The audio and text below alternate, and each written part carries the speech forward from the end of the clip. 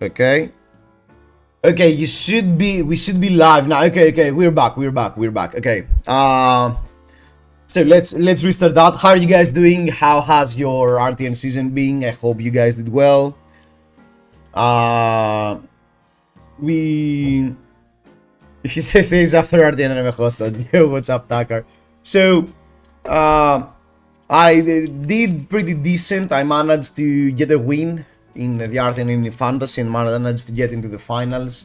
We had some unfortunate things happen on the way back, but let's not get too much into that. So what I wanted to discuss was that I was expecting more points to be awarded because we are expecting 1.5k points of being distributed towards this season of Road to Nationals. And currently, that's about 100 points. I didn't do the math, but it's 100-ish points. So it's 3 per RTN. Yeah, but you know, according to the Living Legend page from FaB TCG, it's supposed to be about 1.5k points. And I know probably draft is calculated into that as well, but I know that during this season, like, most of the shops chose to do 500 events. Yeah, that's it. So most of the shops chose constructed rather than draft. I don't know if it's supposed to be calculated, if it's supposed to be like, if it's 500 events, but you know, like 100 of them is draft or something. So at the end of the day, it's like 1.2k for the Living Legend. But we will know soon. With the current numbers we have, it feels like neither Viserai nor Zen is going to hit Living Legend. I mean, Zen did not poorly, but no, Zen did poorly. I think Zen did much worse than what people have anticipated Zen to perform this season, and that's really interesting. I assume they're going to 3 LL points each in week 1 and then 4 in the following weeks. That would add up to roughly 1.5k. Do you guys remember if it's 3, if the road to Nationals is 3 weeks or 4? Unless week 1 has far less event, which could make sense, right? I mean, if I were a shop, I would probably choose not to run my event during the first week because allocation and the metagame is not figured out yet, so a lot of players might be, you know, the semi-competitive players might not be so hooked up to want to play because they need to know what they want to play.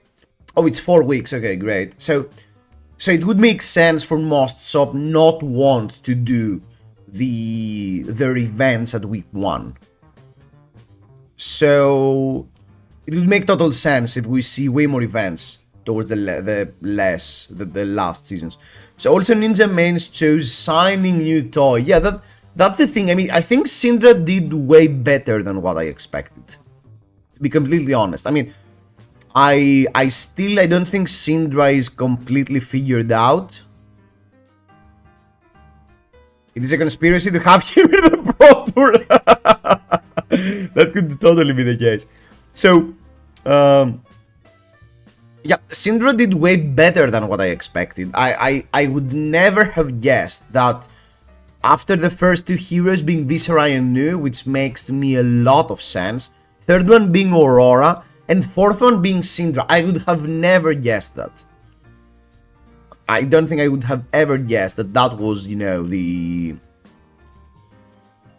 points, you know, how many RTNs each hero won. That's super interesting though. So if these numbers stay the same, there is a pretty high chance that Viserai and Zen could be still legal for London, which would be huge. 100 from calling and 23 from RTNs. Yeah, that's the thing, that Syndra actually won 11 RTNs. New success can correlate with Zen's poor number. I agree. I can see why the hype of new probably means that Zen did poorly, and you can see that, you know, in the top 5 heroes there is new that's supposed to have a decent matchup into aggro, but Viserai, Aurora, and Syndra, each of them has a pretty good fighting chance into Zen. So Link VG, thanks for the follow, mate, welcome. So it makes a lot of sense to see. It makes a lot of sense to see 3 decks.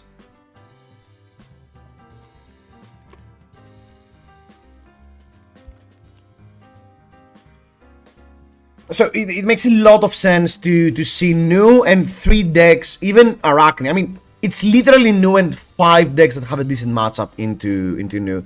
So Jojo Pons De Leon says, any dark horses for the coming week? I think it's no longer a dark horse.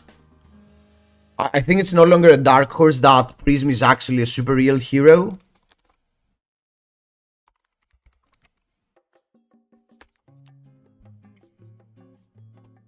So yeah, I think it's pretty much out that Prism is definitely a pick, and Prism will probably sign bright as hell the moment the Link JV, here's the deck.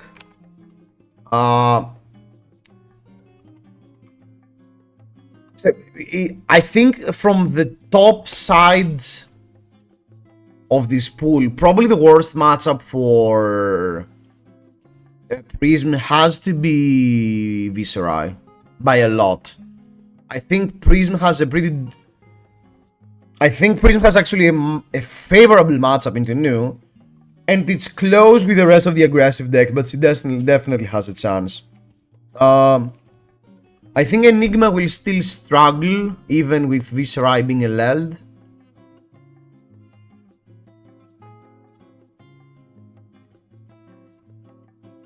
What other heroes could...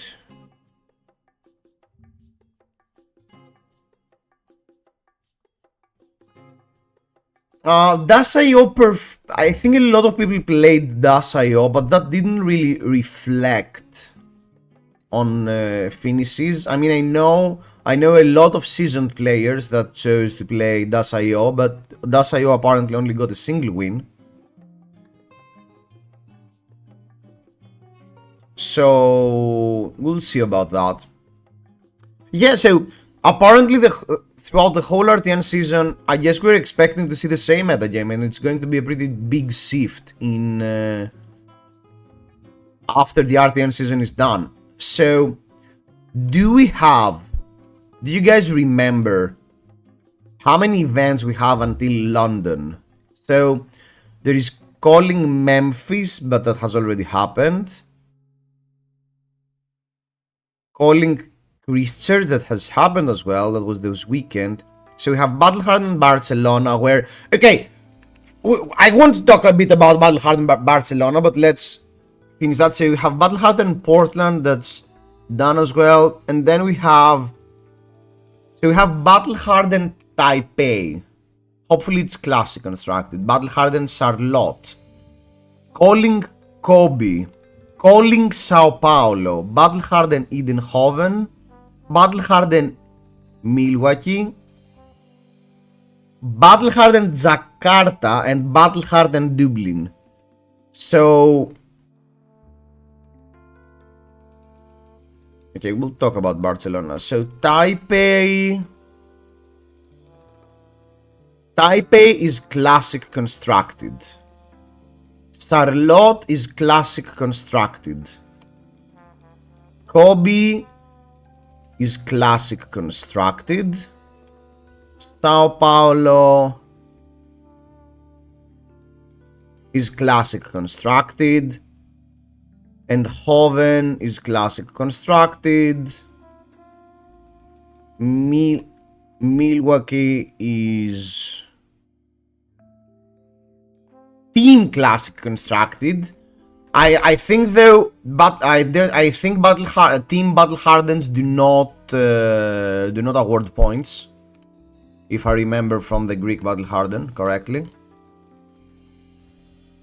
Battle Harden World Tour Jakarta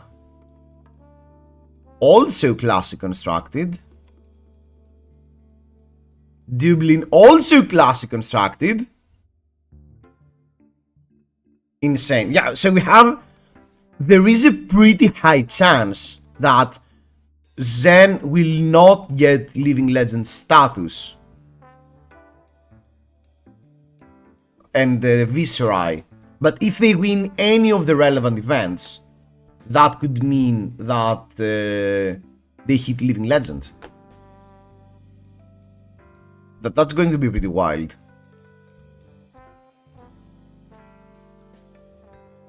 So that's super interesting. But I really want to talk shortly about Battle Hardened Barcelona. I mean, no, they don't have the pictures. So anyway, apart from the joke being that Mr. Clementis, I hope I'm not killing his name, should literally start...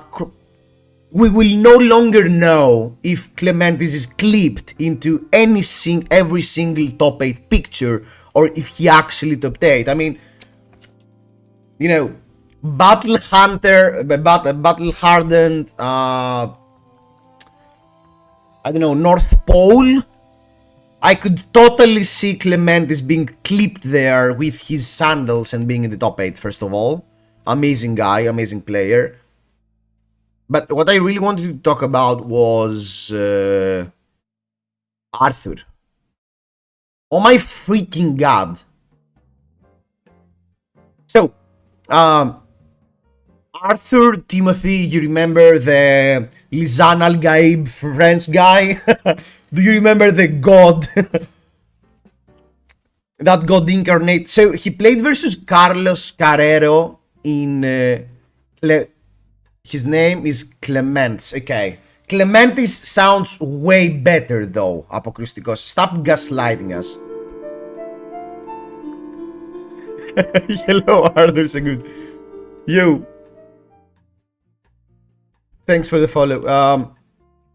So Carlos played versus Arthur in the finals, and I kid you not, here's the pick. Jacob was in the top 8. Yeah, that's the thing. So,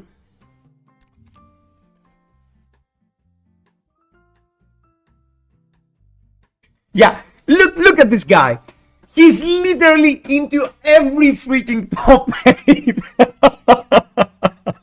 This guy is a beast. This guy is swarming events like a madman. I mean, he has a really great head start for getting rewarded Player of the Year in the European region, at least.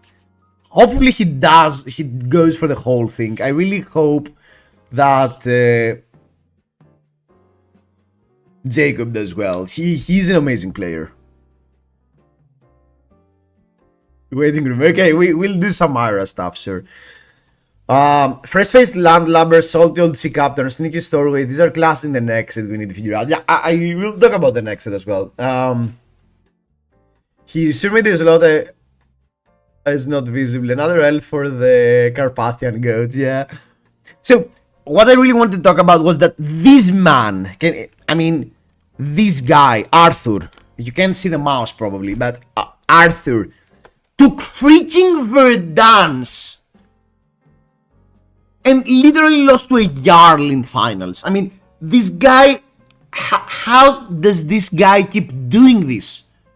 I mean, he played Verdance. Can you see Verdance anywhere here? Is there any tier list in the universe right now that had Verdance in the top 9 heroes? No one. And this freaking guy, Arthur, took freaking Verdance and reached the finals like it was chill. In one of the most competitive local meta games ever, meaning in Spain. I mean, Spain, Poland, and the UK probably has one of the hardest local meta games. And this guy took freaking Verdansk and managed to reach the finals. I have no words for this man. I mean, whatever he does, this guy performs. It's silly. They're hiding the good picks for the Pro Tour. The match Verdansk versus Visera was absolute blast, I agree.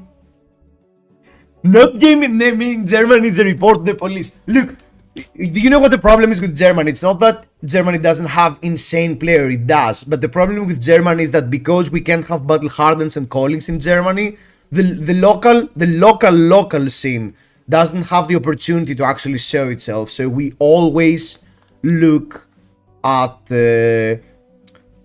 players in Germany performing outside of Germany.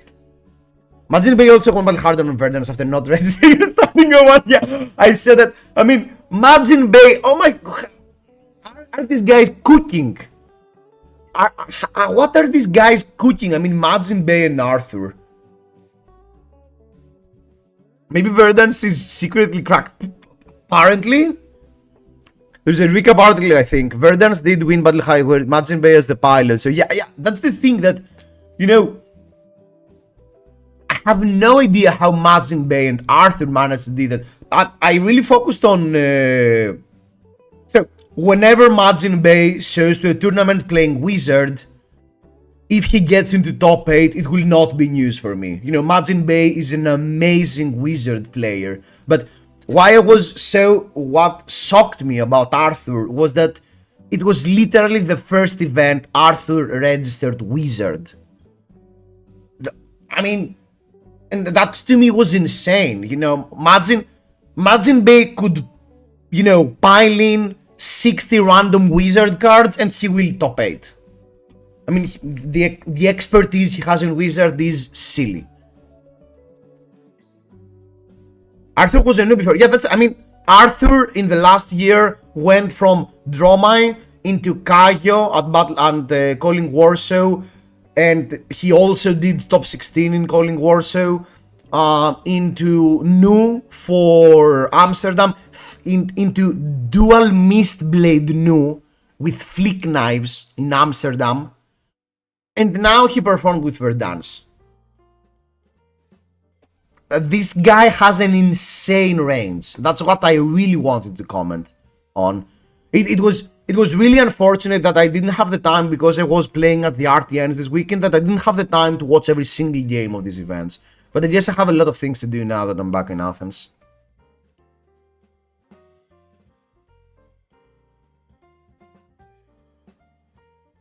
So, okay, it was also really interesting that Jarl managed to perform. I mean, Carlos, I have no idea what Carlos was cooking as well. His list seems really nice. And I'm really happy that we get to see, you know, whenever you stop respecting heroes like Jarl, that we see them pop. I'm happy with that level of performance from Jarl. When random ass deck shows up, I just think that we might have always undervalued the deck with preconceived notions. I agree, and I think that's a huge part of the great performance of a lot of heroes. I'm happy that Blawander isn't on the list. Yeah, that's pretty interesting. That's super interesting that Carlos is not running Blawander. Okay, obviously, since we're talking about range, I really need to comment on the fact that our European GOAT, the Spanish Lord, the Spanish captain himself, Pablo, made top 8 with Syndra. I mean, this guy has range as well. But that's insane. I mean, the same thing goes with Pablo as well. You just give 60 random cards to Pablo and he, you know, he figures out how to win. It's silly. It's plain silly. Pablo was playing Riptide. The Judgment. The Juggernaut. Yeah, pretty much. Pablo was playing Riptide. Wasn't Pablo on Syndra in this event?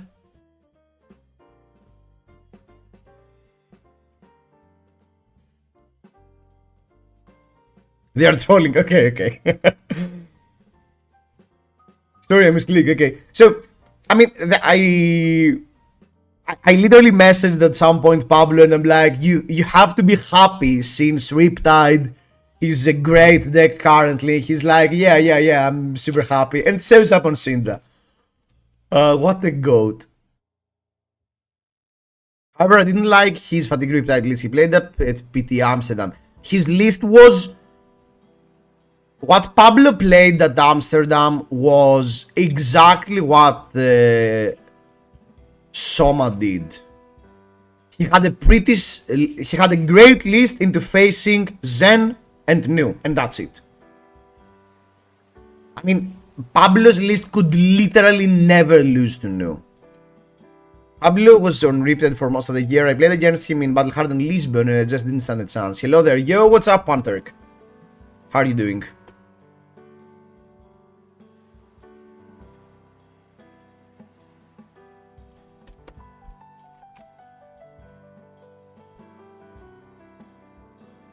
Okay, I'm super pumped. I'm super pumped. We need to play some games.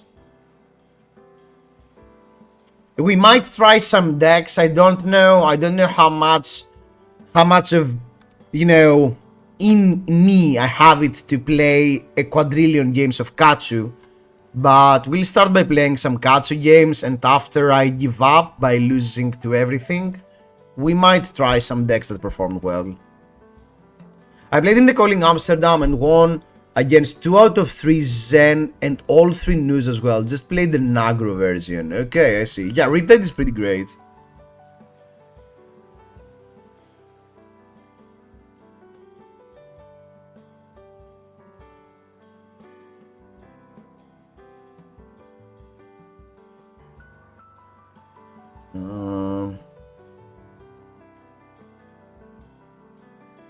Apparently they don't want to play into my KATSU. Can you guys see that we are already a step ahead in the meta game? We are already a step ahead. Look at all these people wanting to play their wizards and their defensive slow decks, and we're playing KATSU. We are literally the only aggressive deck that has actual hit effects into Verdance. Best ninja hero from all 5 available. KATSU best boy, yeah. Zoro Pons de Leon, yeah, I agree. I mean, in case you're missing the context, I lost a bet with Alex, and I'm forced to play KATSU in these weekends RTNs. So that's why we're testing KATSU so much. Hi there, have we played an RTN this weekend? Yes!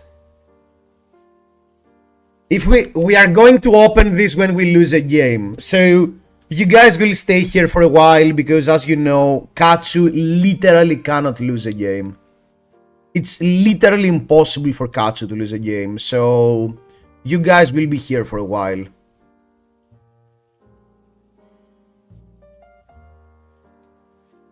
Congrats on your RTN win. Which hero did you play? I played Nu. I'll probably do a deck tech during this week before the end of the weekend. So if people are interested in playing Nu, they'll have a guide. I made the hard choice of completely ignoring Enigma, but I literally played into 0 Enigmas the whole weekend. How many RTNs do you have in Greece? We had 2 in Thessaloniki and we have another 2 in Athens this weekend, and that's it. So 4.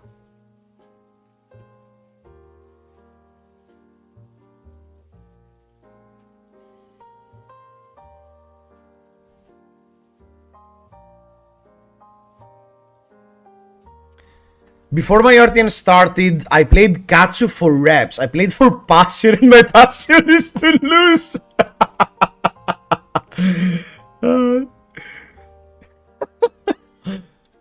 Should we set up the surging here? I think I prefer to set up the surging and just throw the break tide for damage. I don't love losing the break tide from the deck, But since I am on the package with... oh, actually, let's ask for the undo on KATSU. Sorry for that. Because it's better to threaten... the second spinning wheel kick. All constructed, yes. I think like less than a third of the RTNs is draft, and people in Greece really do not play draft. Oh, sorry, I'll ask for an undo again.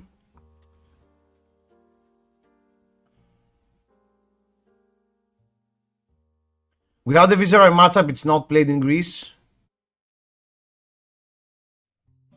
Yeah, no, not a lot of players. Not a lot of players played Enigma. We had a lot of Viserais. By the way, I mean, even most, you know, we had some seasoned illusionist players actually brought Viserai because they just couldn't handle, like, in the mentality of if you can't beat them, join them. The rated events in Lisbon are mostly drafts, so we can get some. Yeah, that's interesting. I know Gregory used to live there. I think he still does. I don't know for how much more. So I know that you guys in Lisbon love draft, which to me sounds wild but really interesting. I would love if we were playing more drafts in Athens, in Greece in general.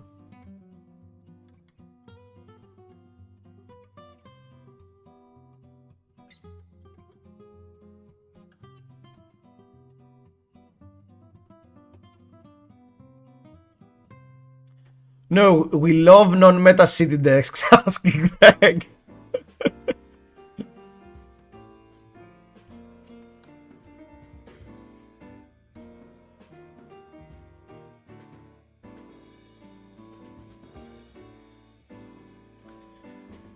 I don't think I care about brand so much. I think I want to threaten stuff. I could probably pop the chest as well, so I think I should use equipment. Let's get it through. Is the FaB scene big in Greece? Compared to the size of the country, I think it's bigger than what you would expect. Compared to the other big scenes, we are definitely small. What to sideboard? Opponent, what to sideboard against KATSU? Me, you don't. Yeah, pretty much. I mean, if you do unfair things, I don't think KATSU can compete. I mean, for KATSU to do unfair things, you need to get annoyed by his effects and lose some turns, which is not happening a lot. And he needs to do some unfair things, which is not easy with KATSU. Like, how many participants do you have at the RTNs usually? In Thessaloniki, we had 28, but we had 4 people from Bulgaria as well. And on Sunday, we had 28, but there were only locals. But that's the smaller RTNs.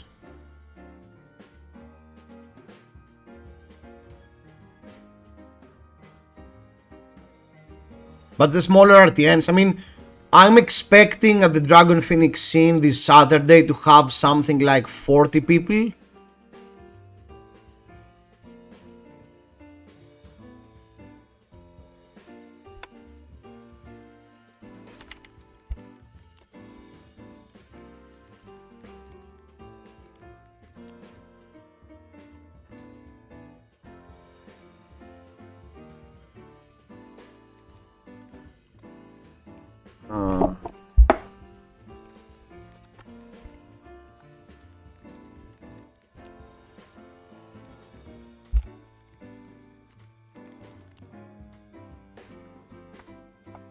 Yeah, so I'm expecting something like 40 people at least to be on Saturday and about 30 something in Sunday.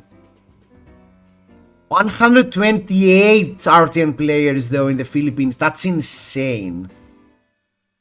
We had 30 players on Sunday in Germany. Okay.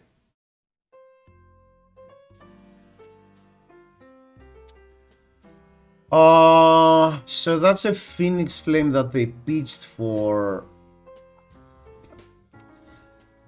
I need to take this because it's pretty likely they have a breakpoint. If they have a breakpoint, they will force a card out of my hand, which I hate, but that will be the case. If they simply have Arsenal here, I got super debated. Okay, they have a Lava Burst. That's good because at least they don't ask for a card. Let's think now if we need everything. So, Crosswrap, Surging, Whelming. If they block both of these out, I can Arsenal the Heads Up for later. So I think, yeah, we'll see. There is no way I can pronounce that. In Gdansk, there are also 30 players. Yeah, that's a pretty good size for the RTN.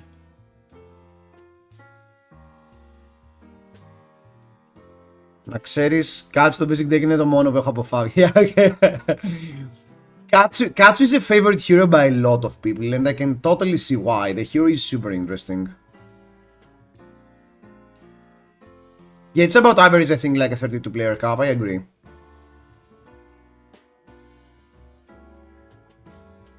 So, if they let everything through, we need to think. Let's ask for mandatory triggers.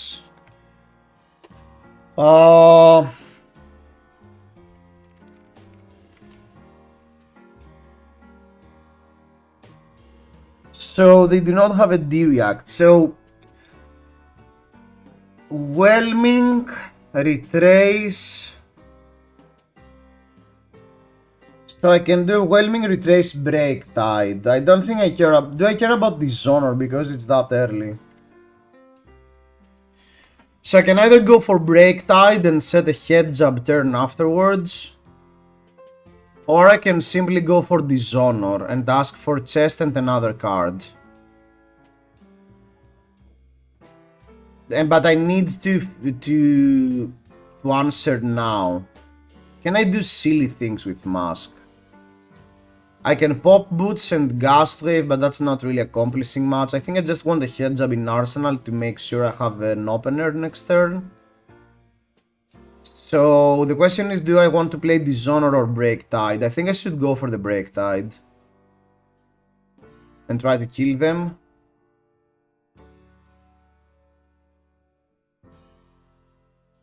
Dishonor though will force blocks.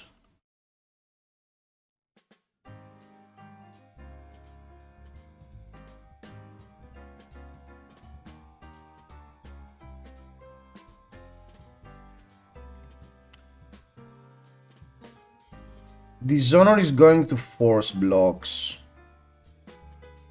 Oh, Dishonor is not active. We have a Whelming Gust Wave. What am I even saying? No, we always fetch Break Tide here.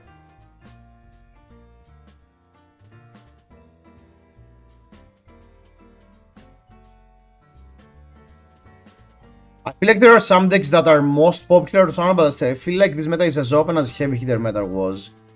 If that's the case, that's one of the metas that most players enjoyed. Apparently it feels like that's the case. I mean, I don't know why Syndra wins, guys. I don't know if I'm missing something. I probably am missing something. But I honestly can't figure out why Syndra wins this match. I think I'm happy. I think I don't need the extra card and I maintain my breaking scales.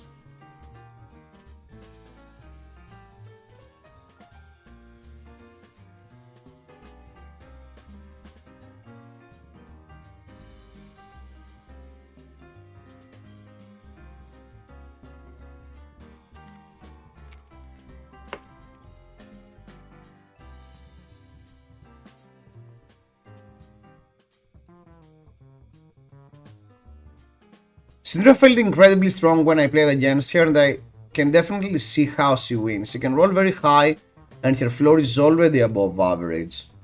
I agree, but I played a lot of games where, with as Syndra, where all my deck did was 3 go again, 3 go again, 4-4.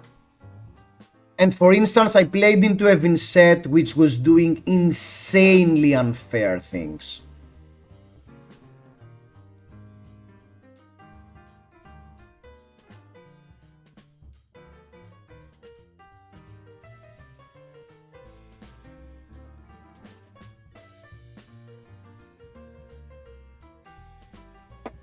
And I felt I was getting really outclassed by an unfair deck like Vincent.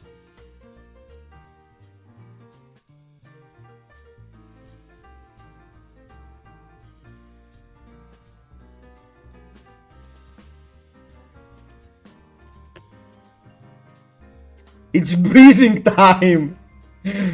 Brizaki. Okay, Fi hopefully doesn't have too much interaction. Pop a good card. Yes! Oh god, that's insane.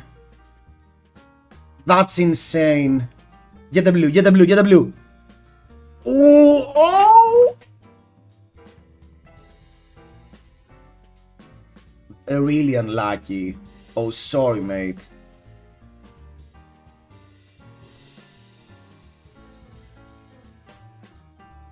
They don't have a good way to fire Tenet. Okay, there is no way they can force interaction here. And we play a 6-card hand.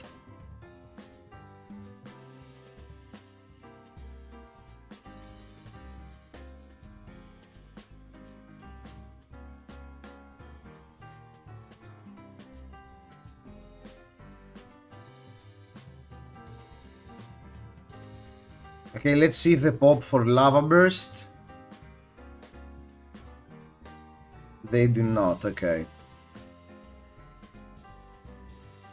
Okay, we need to think this through. So, I want to head jab. If that goes through, I want to discard Be Like Water for... I can discard the Whelming though. I can discard the Whelming to fetch. I can open with Be Like Water. That will probably force some blocks. Then I can go ahead and play the head jab into the Descendant. We can. I no longer have access to my Break Tide. That was really bad. That happened. That means I should fetch the payoff through KATSU, so I can do Be Like Water gets blocked, head jab, discard. No, I want head jab afterwards, so I want to do Spinning Wheel Kick into discard the Gust Wave. I have to float. I don't need to dagger. I think I don't need to dagger.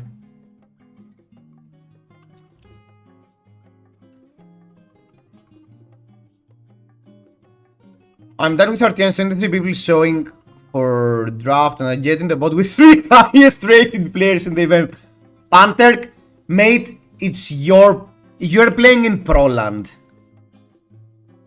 I mean, playing in Proland has its cons. We would rather play the new rather than the elite one, especially first round. Yeah. Okay, so they blocked here, so do I care about the head jab? No, I'm simply fetching winds. I'm fetching winds with mask, and I'm discarding the Whelming Gust Wave for either Fluster Feast or... So I can do one Kodachi. Or I can get the Spinning Wheel. I can open with Spinning Wheel Kick.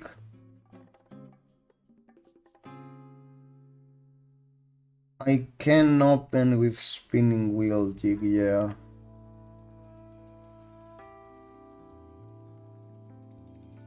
Depends on my mindset, I guess. I guess I like challenging games. I mean, I can see sometimes for the newer players, like playing with versus what you said, the most seasoned players of the community, that sometimes the experience feels daunting.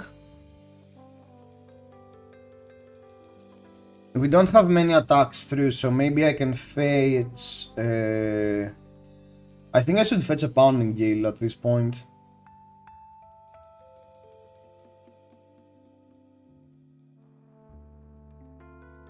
What is our chain ender here? Either Fluster Fist or Pounding Gale.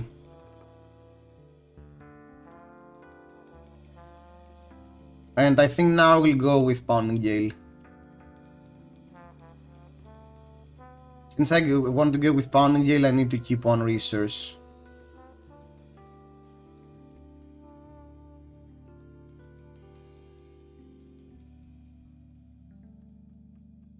I'm not running Tenacity.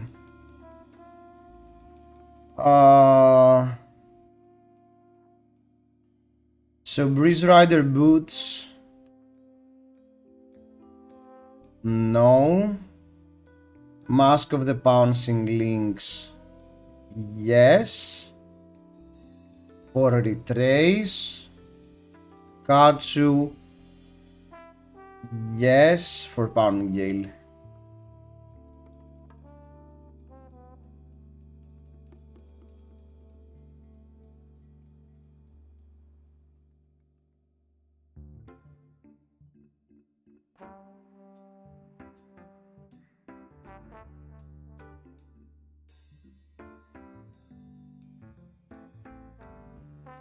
Hello, yo, what's up to Magic?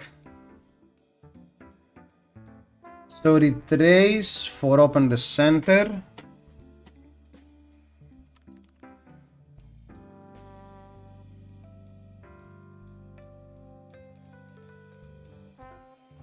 And that will ask for either Tiger Strike, Suko, or Mask of the Pouncing Lynx, which I'm happy with both. The question is, do I pop the +1?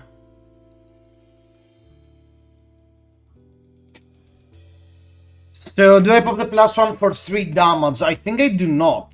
I think I want to pop the Braiding Scales for my third Whelming Gust Wave.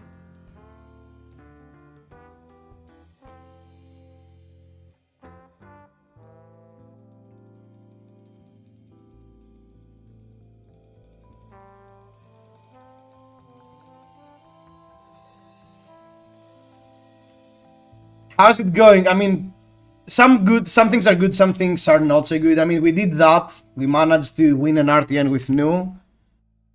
But we had some unfortunate things happen during the travel back.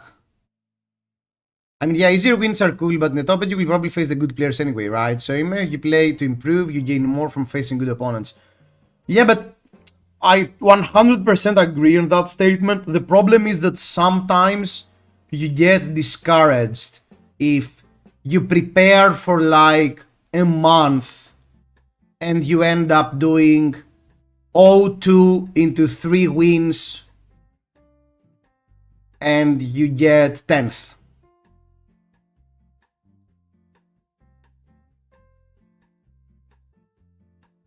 I think I should just fetch a Whelming here and Arsenal the Descendant.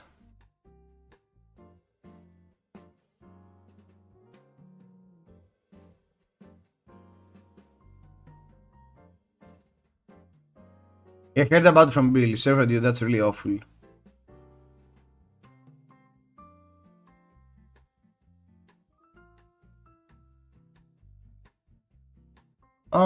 We could go for simply Fluster Fist, I guess. Fluster Fist or Gust Wave. Hook Price, thanks for the sub, mate. I really appreciate it. Thanks a lot.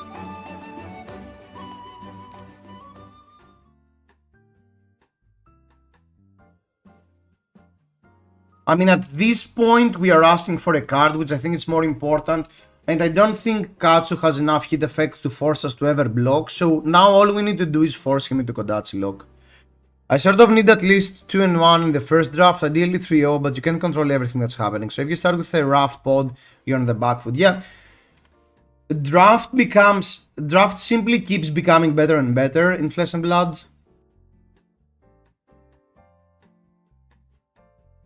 But there are still so many things that you can't calculate. Okay, I think if that's the case, I definitely want to get them to 1.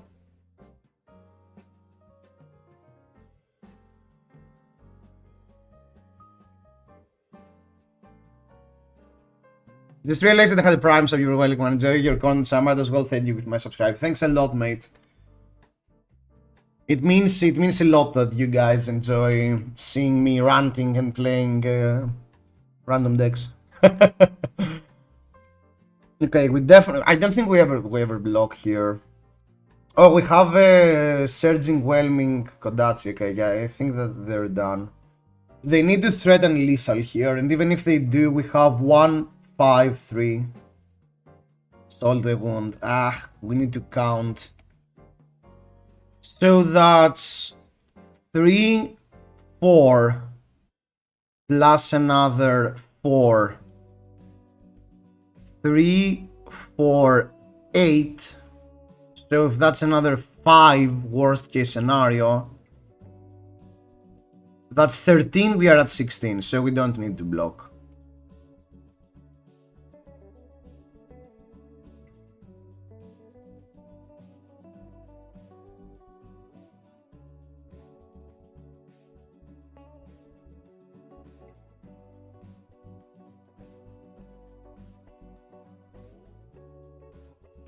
Yeah, they had another 6 there, yeah, and that's game.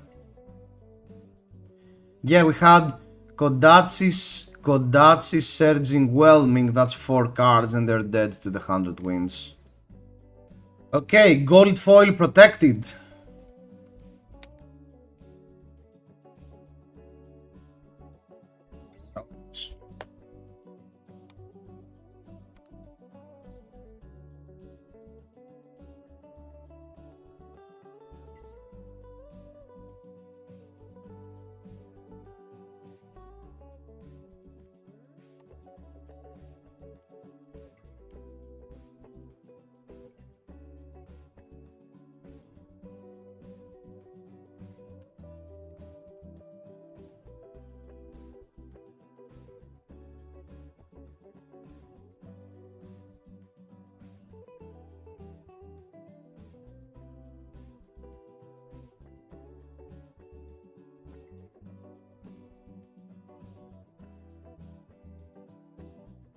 Do we have the list that Arthur used?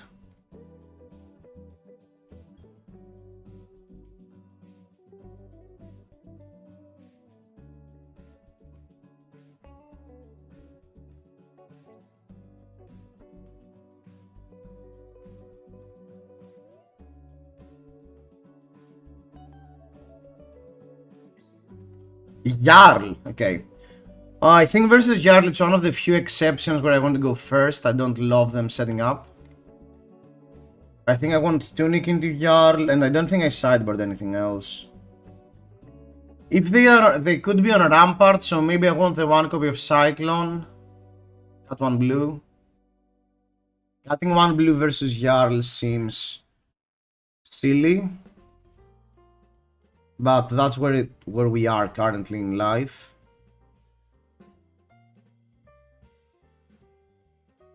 Cut the E-Strike? No, it's fine. Okay, no Rampart. They could still be on Earth Jarl. So maybe I don't want to attack, but I think I want to attack because I don't love the cards in my hand. I think I want to Arsenal Ancestral. So let's put Retrace to the Past back into our deck. It's really important in this type of matchups that are going to go slow to actually keep count of the copies of your key cards you have access to. Tiora Sander, Enjoyer. I love that. Unforgetting, Unforgiving. Okay, that's good.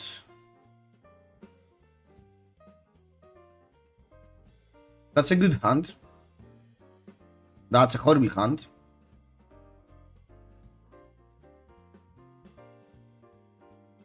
I think I simply want block 6 and dagger pounding Yale.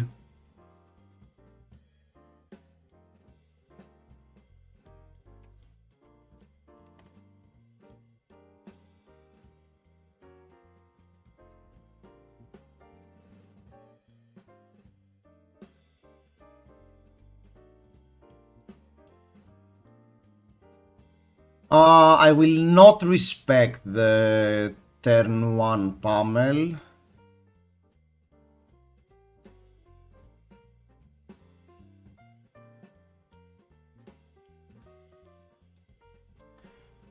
Trimming their life total is always important, but what we really need to do is do a big turn.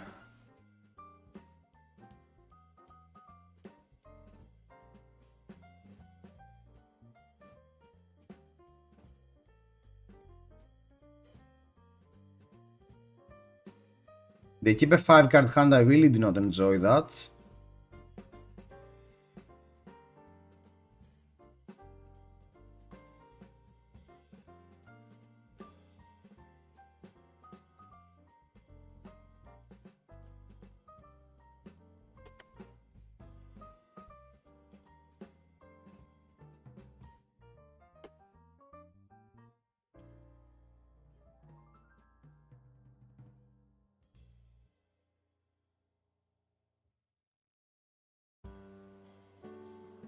Mangi? What? They have an earth expose? What is this guy cooking? The only thing that makes sense here is if they have an earth expose, right?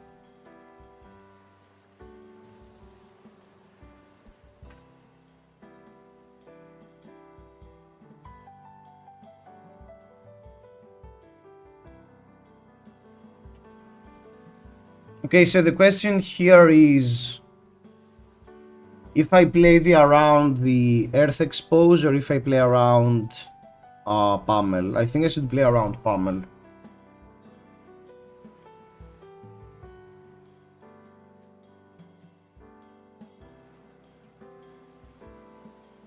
Okay.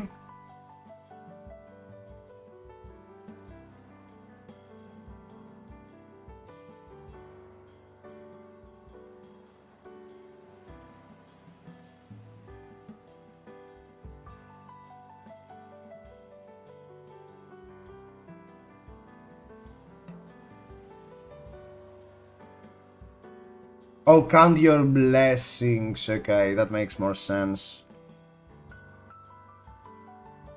I didn't see Rampart, so I didn't consider them being on blessings, but we should have thought about that, I guess.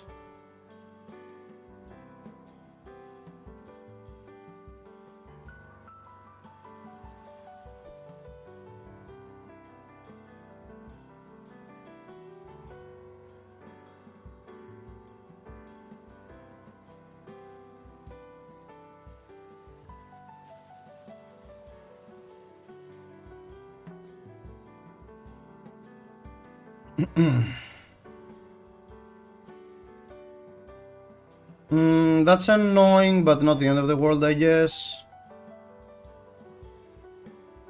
Yeah, I mean, when I saw Stalagmite, I thought that maybe they... Because Rampart is super relevant into KATSU. If you go low and you block one Kodachi every other turn, that's pretty relevant. But maybe it was a mistake. Do I want the Fluster Feast, or do I prefer... I could simply, though, do go against stuff, right?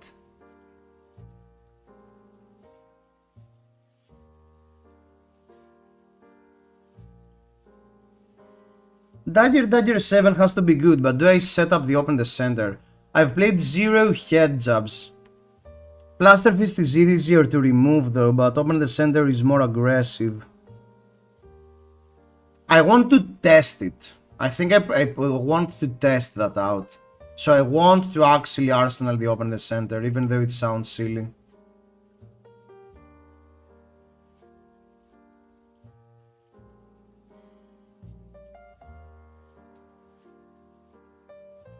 He didn't count on his blessings. Oh no! Is this the game we open the gold foil? Hopefully not.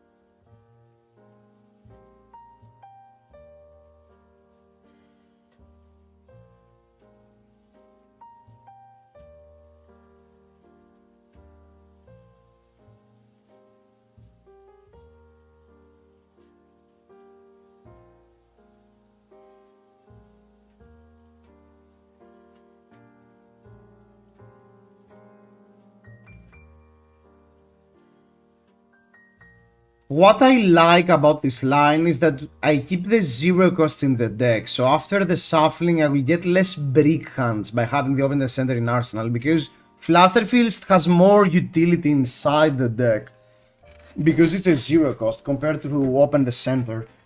And if we simply do like a good tempo turn, where we head jab into open the center and just throw numbers at them, that's pretty relevant in that type of matchup.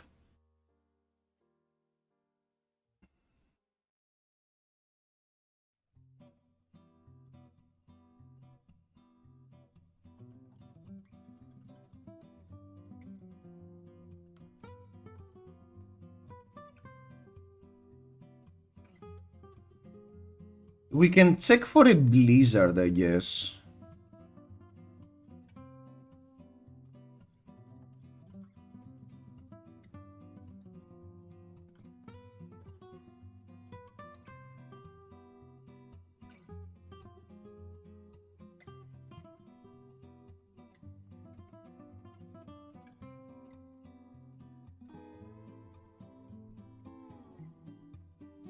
Oh, that was the only reason not to want to block with Breaking Scales. And they overblock for 1. Oh, that's really rough.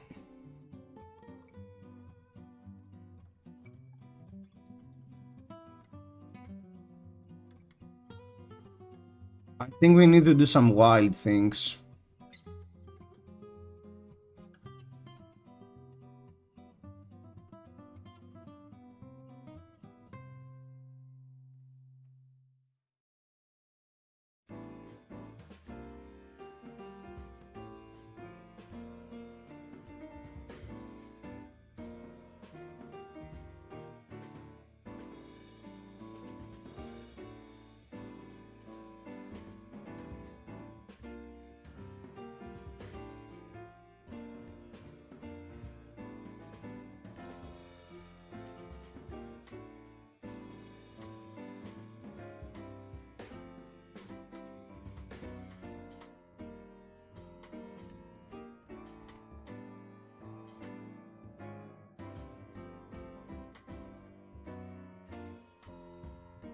That will probably ask for his tunic and boots, and I'm happy with that. Oh. Yes, we pop everything. Destroy Breeze Riders. Mask of the Pouncing Lynx. Already Trace. Do not trigger KATSU.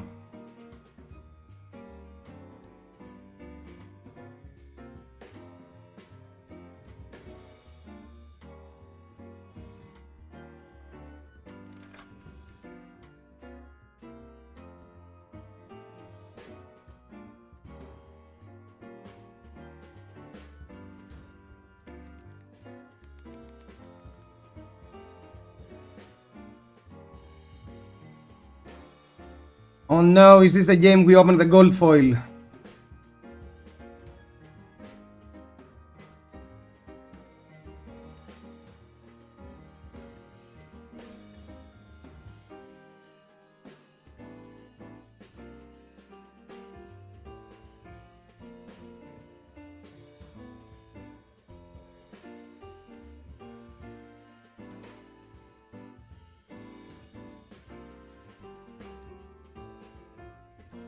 If I get any 0 for 4, I think I'm going to play that.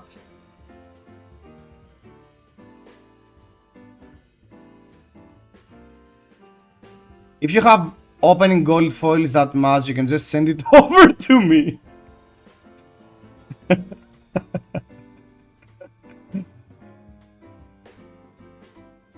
Okay, we have a good hand. Okay, now that was a victor turn, and I'm fine with a victor turn rather than a Jarl turn.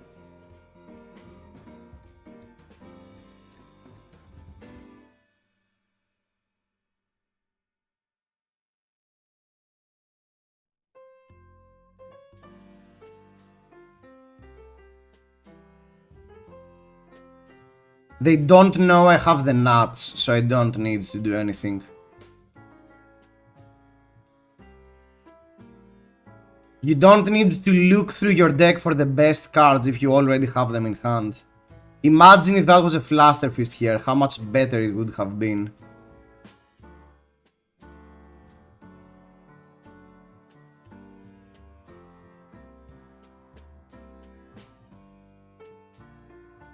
Do I play the Retrace, or should I keep the Retrace in Arsenal? I still have 2 copies of the Sun and Gaswave in my deck. I still have 2 copies of, but I still have 3 copies of...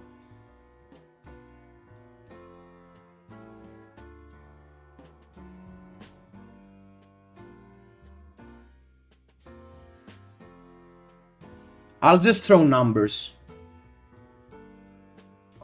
Heads up.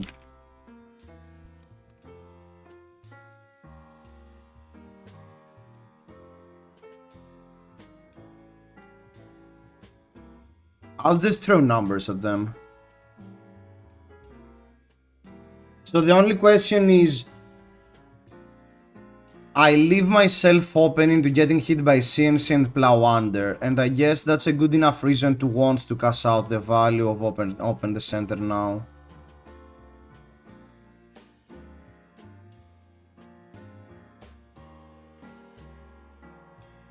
If he uses Stalagmite here, you're cooked. Yeah, but that was the thing, the open the center only gets +1 value. That's the reason why it's not such a great play with Retrace.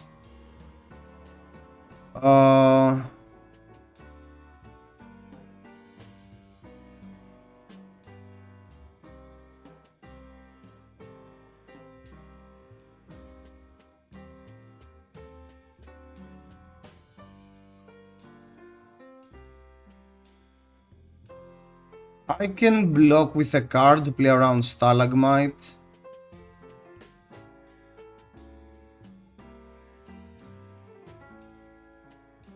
Yeah, I can block with a card to play around Stalagmite.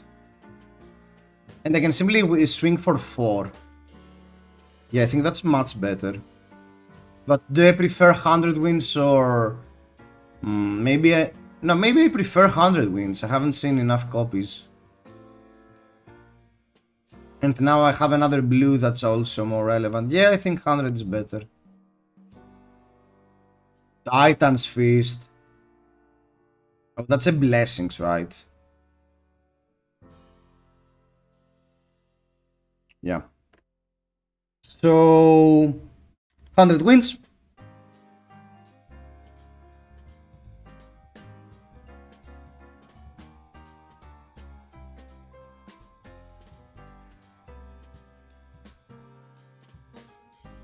$100 wins.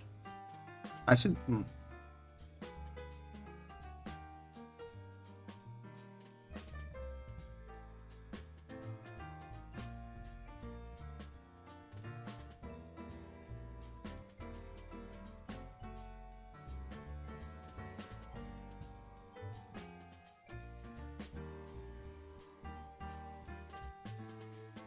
Yeah, numbers is the name of the game.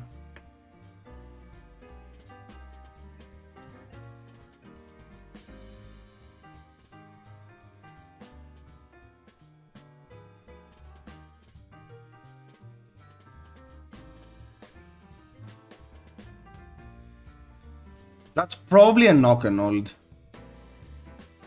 Yeah.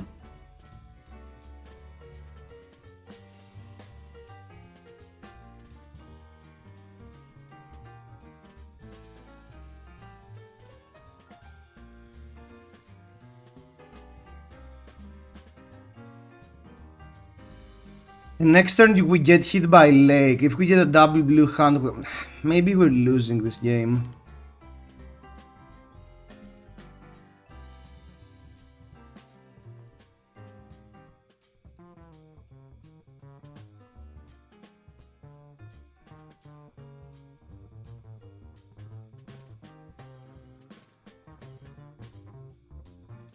I think we made a misplay here. I think it was better to actually block. No. No.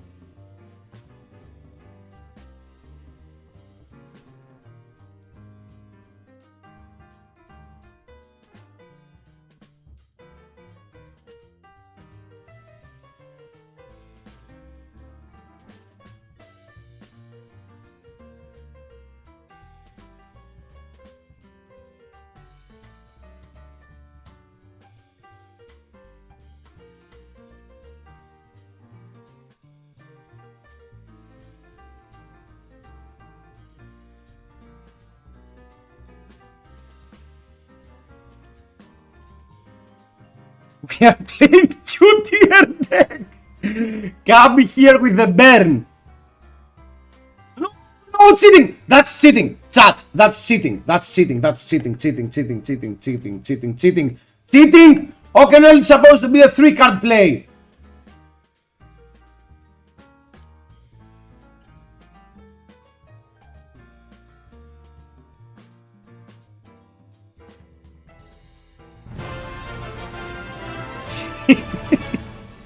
Yo, what's up, KAB? Thanks for the sub, man.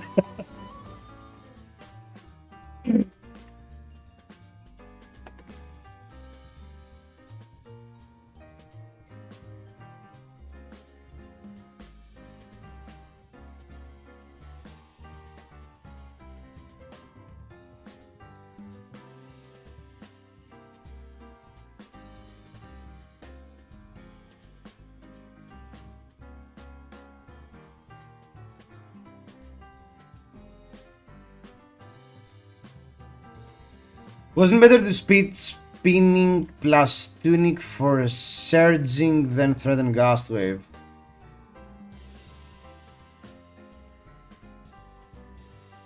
I don't think it would have went through either way.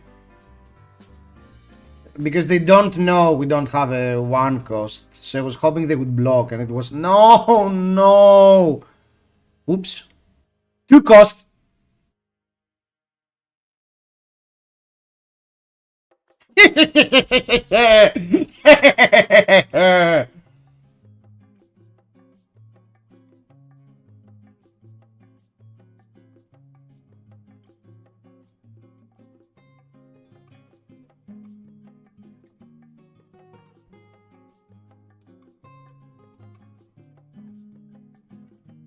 Assassin mindset, pretty much.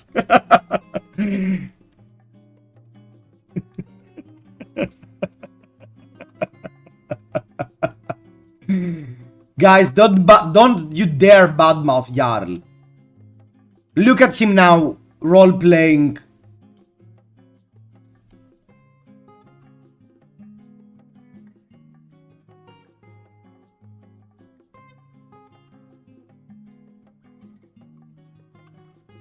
Look at him, I was about to say, look at him role-playing Florian.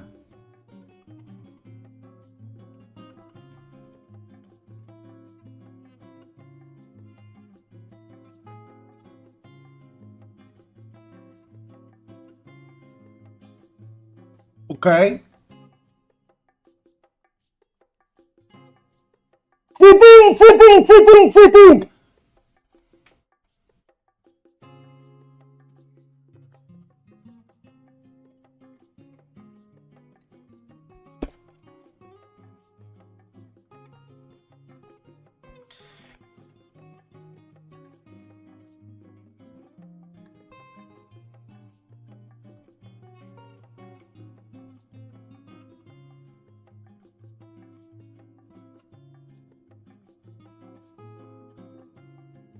Imagine double ancestral. That's what we went for there. I should have thought about this and pitched the other way around, but I don't think it matters.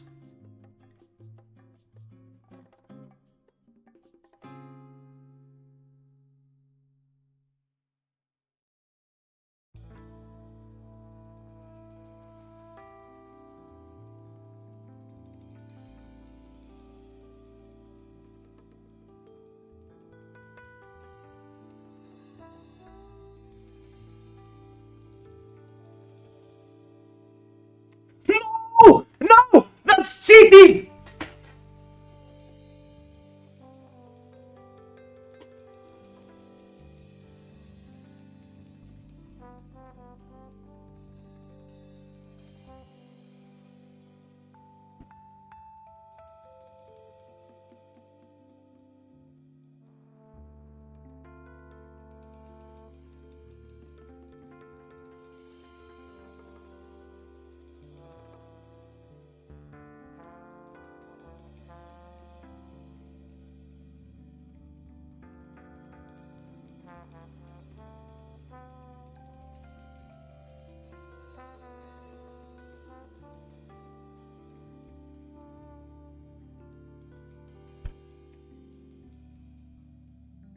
No, let me die.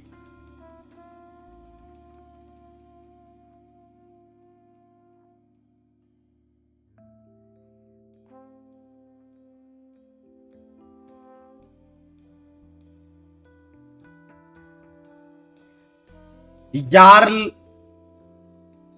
OP. Jarl OP.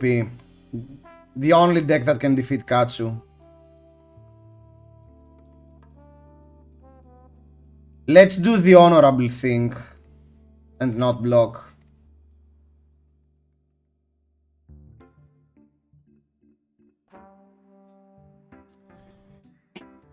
Oh!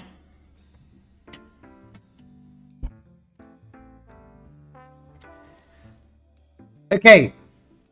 You guys can totally see that it's not my fault. I'm really trying my hardest not to play fatigue KATSU. I'm really trying my hardest. But apparently, sorry Pudding. Sorry. This is a new era.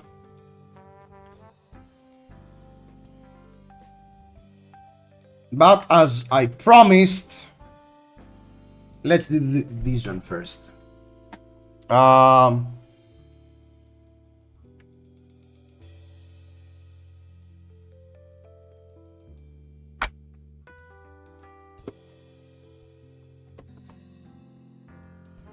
Okay. We have the RTN Nationals gold foil. We got this playing new from the RTN in Fantasy.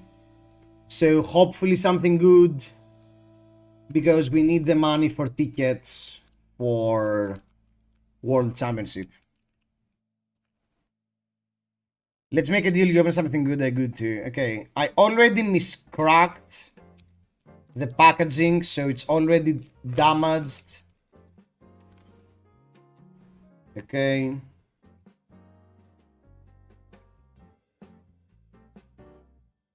Let's make a deal. You open something good and I do too. Sure, I'm happy with this deal. Let's try not to damage this one. The gold foil, it should be like this, right?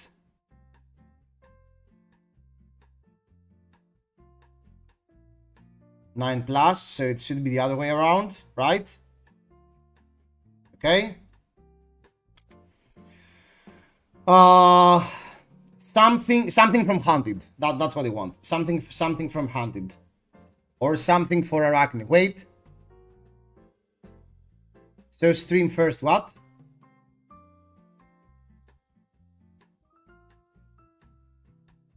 Oh, don't see it yourself. Okay. I'm not looking.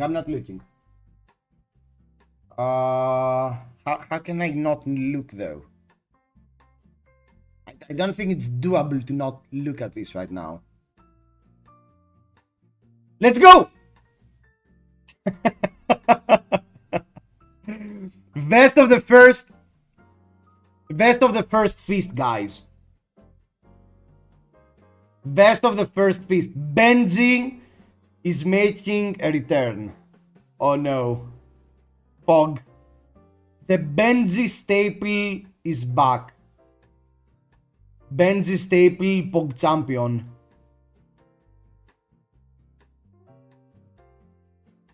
Perfect blink for combo fi. I think no troll at some point can be used around that.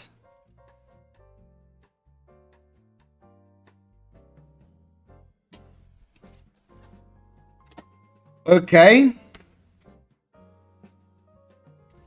Another one to stay in the binders for all eternity, but that's still pretty good.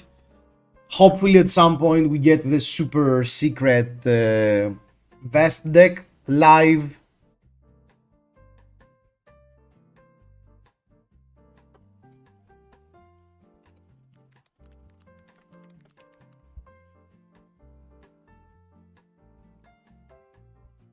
Okay, let me show you how you build the deck. So you click 4 on defense and you just click everything that says 4. Unlosable strategy. So jokes aside, I guess we go for the whelming, for the full whelming line.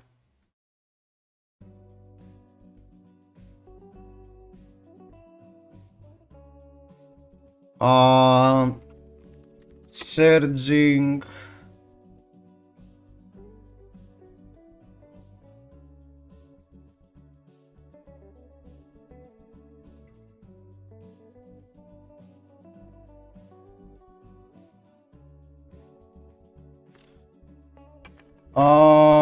You need wax on, wax off in the sideboard, right? Sure, yeah. I'm into that. Should we run blue wax off as well?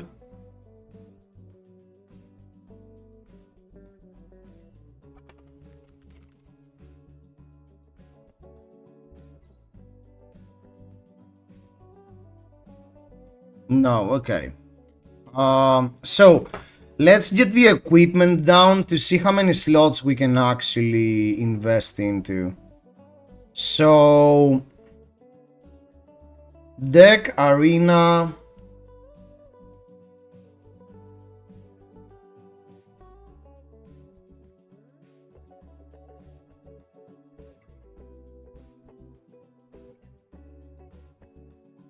Should we go full prisoner mode and run and not the ninja boots?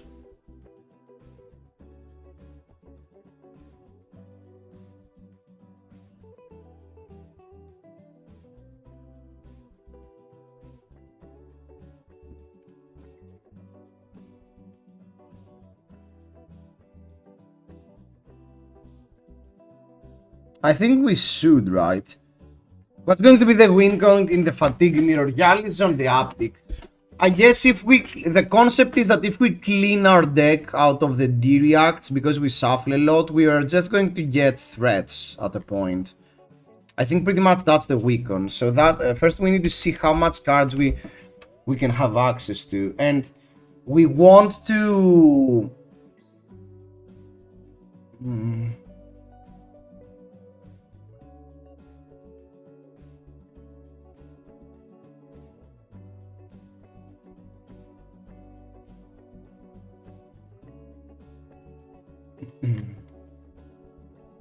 We want to to actually clean the deck from the defense reactions and then being able to threaten them back to back. But I want to see how many cards I have access to have a real 60 cards into Wizards. So versus Wizards, I currently need to cut only 9 cards, so that's pretty easy. I guess we are running That's All You Got as well.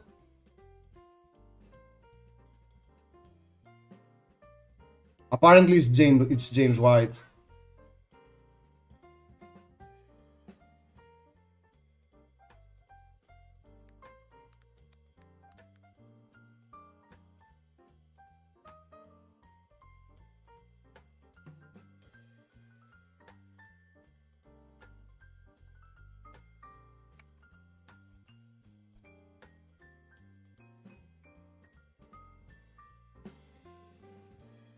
Okay, and we want the KATSUs. So, are we running blessings? We are running blessings, right?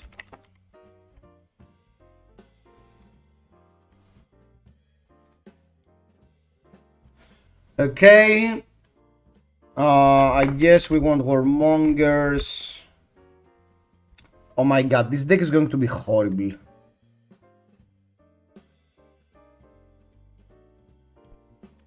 So retrace. And now the rest of the cards, we simply want cards with combo.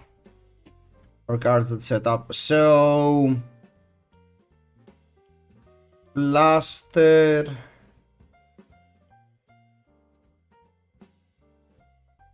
We can use Pounding because I like 1/1/5. You have one more card.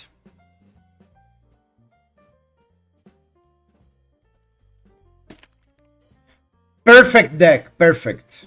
Perfection. Let's lose a game and play Verdance. Or Syndra.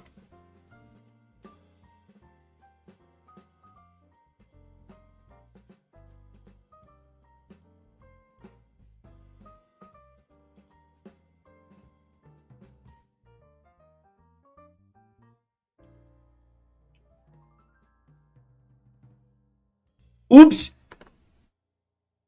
How about Turtle Ira? Turtle Ira, yes! Okay, let's show this guy now who's boss. Are we running Wax On into Jarl?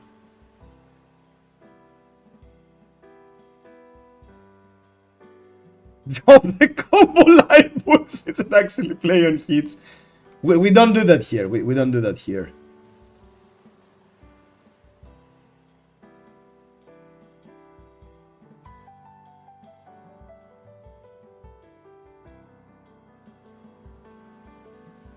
Oh, Michi, don't ever call my deck again.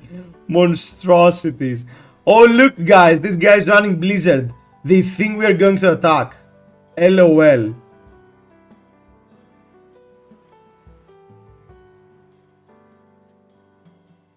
They think we are locked in here with them. They are locked in here with us.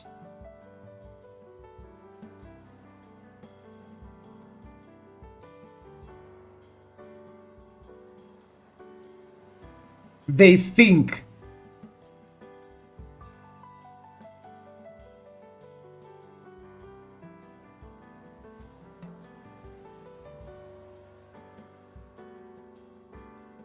Insane, insane, insane.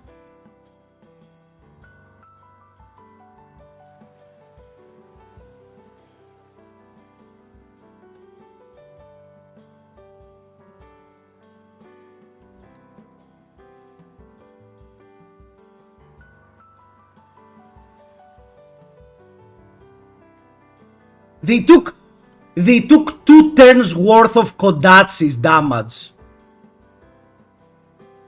Insane, insane hand, insane hand, insane hand.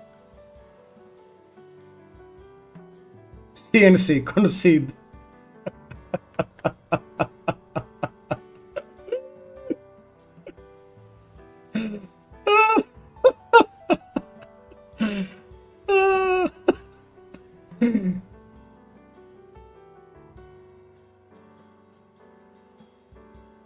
Boom! Boom!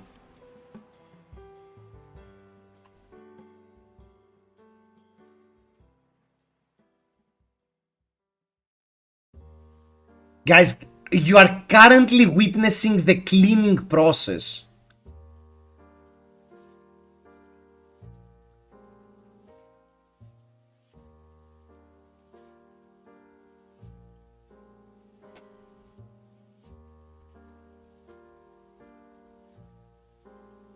Look at this cleaning process right now happening. Omiji, we have a hand full of threats.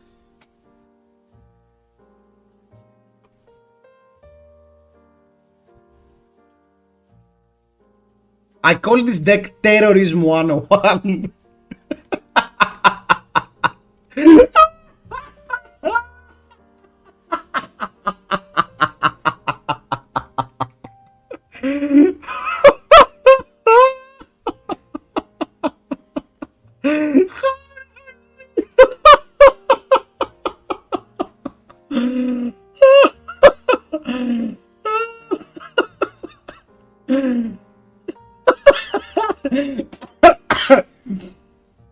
They know! They know! Oh my freaking god, they know!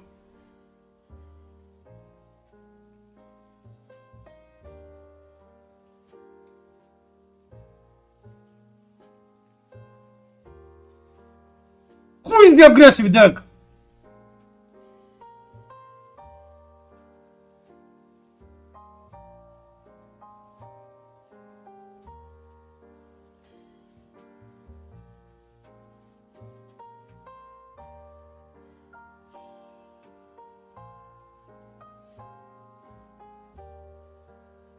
Okay.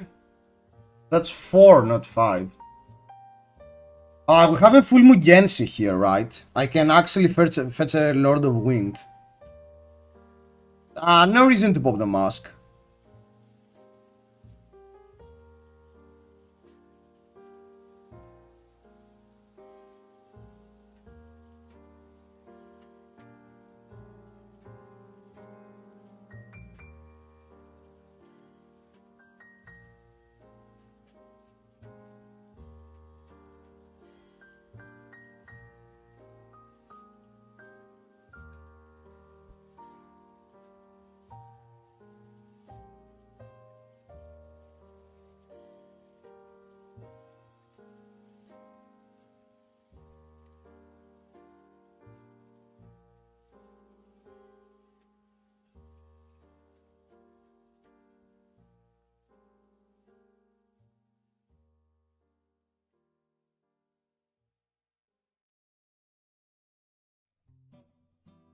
I don't think I want to commit resources because currently my Lord of Wind will only swing for 3.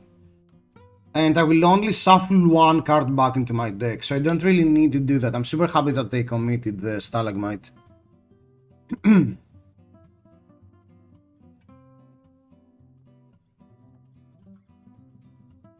Crumble to Eternity. That's a bit annoying.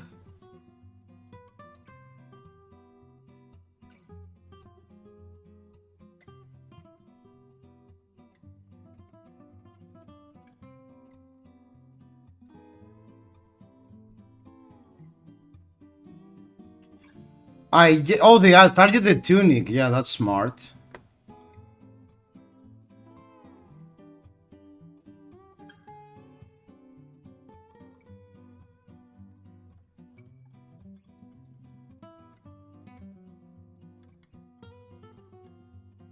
What is a good sideboard card against Syndra? Brizaki, Belazul. All you need is a Brizaki. A calming breeze to chill your soul.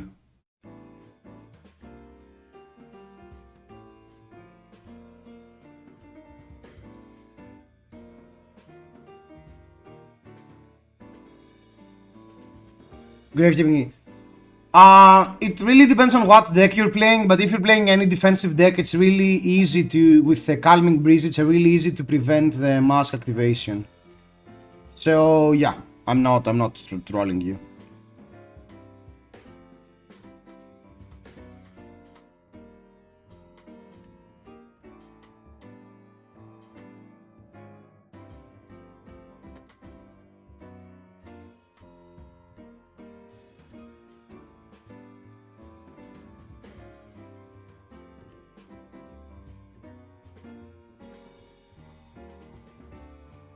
It's random on me, lol.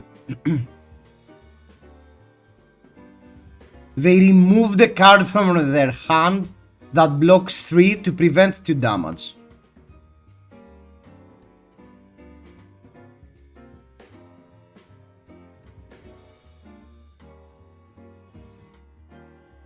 I think I want to sink away the Mugenshi.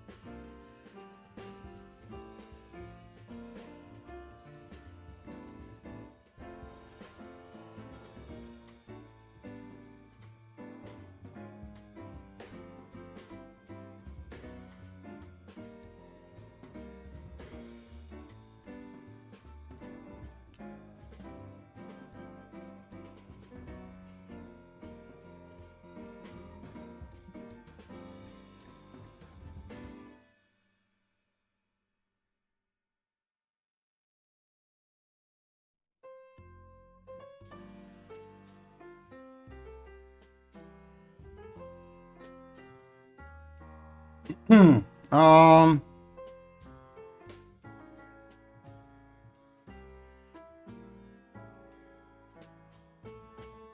I think I should simply take that.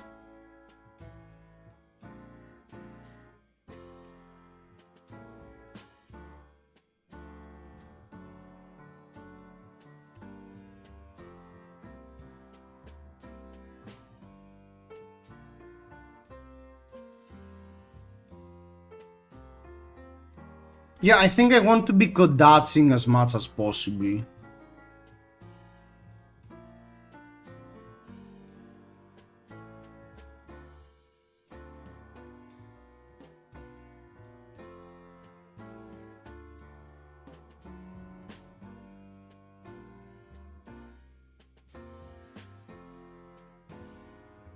If they don't have a Pummel here, I don't mind them fetching the Mangle.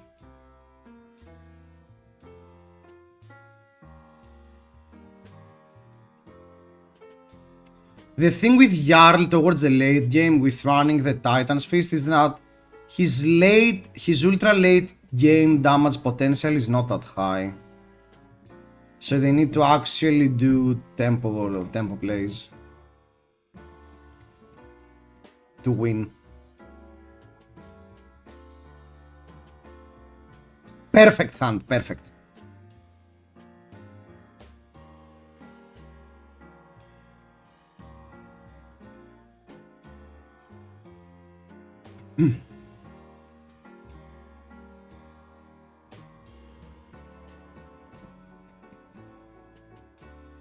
No dominate? Okay. I think I want to sink away the Dishonor.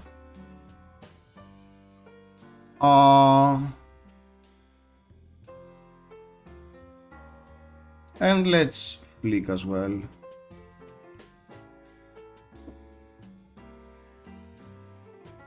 I prefer to find this card later, but it's a decent tempo turn to have access to this card.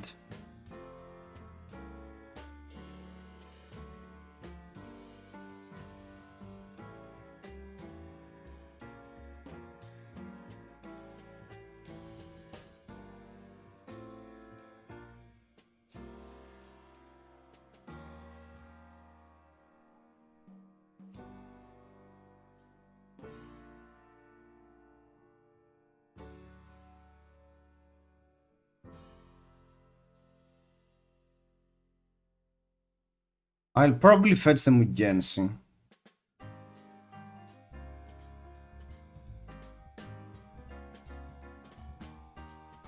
Nah.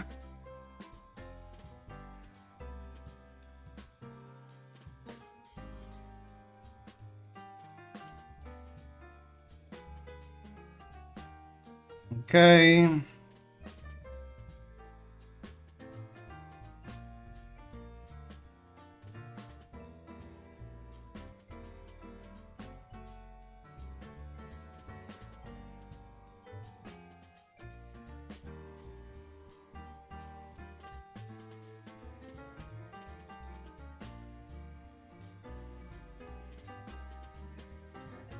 So they Dagger to keep a card in Arsenal to have a D-React. I think I still believe what I said. I still think I should try to Dagger every turn.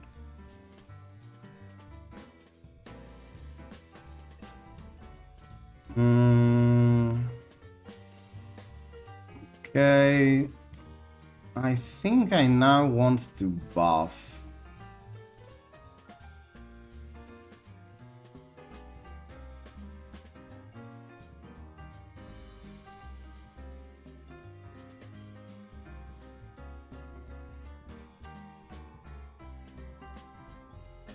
Okay.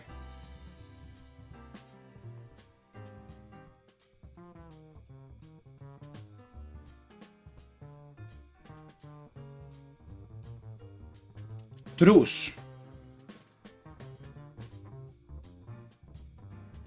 I'm not so sure what this accomplishes, to be honest.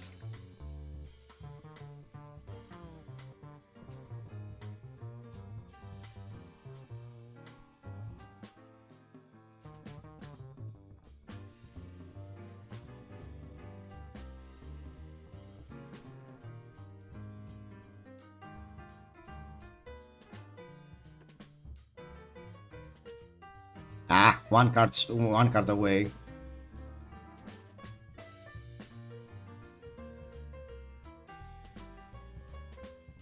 Pitching the Pummel, that's aggressive.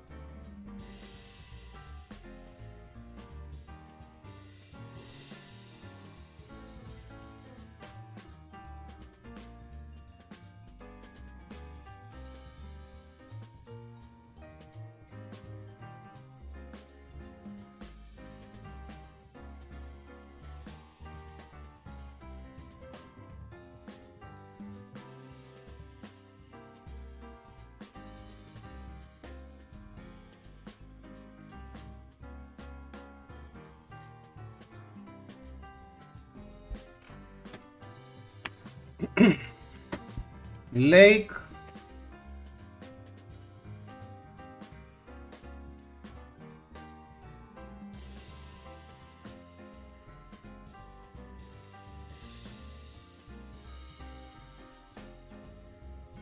I guess I can put on the bottom the count your blessings in order to Dagger.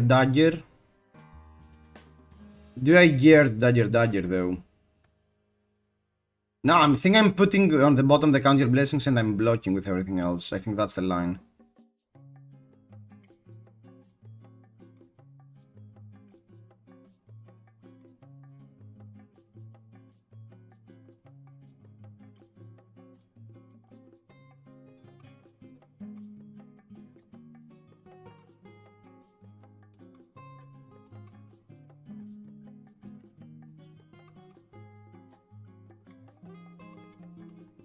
I don't love losing the second Mugensi here.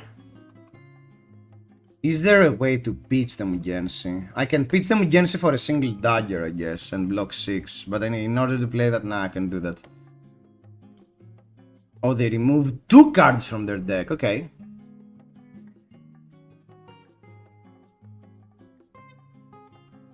Sure.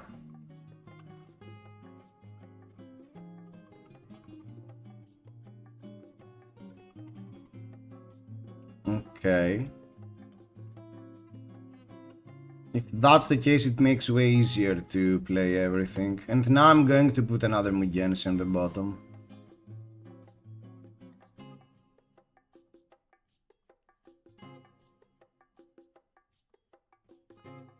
That's a little bit annoying.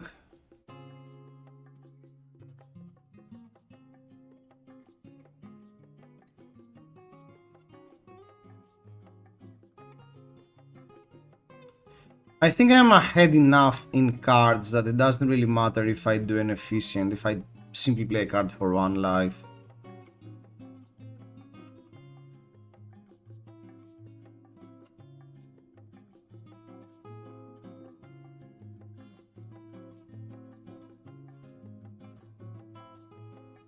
Oh, Lake is no longer on the board. Oh, I can simply set up a turn then.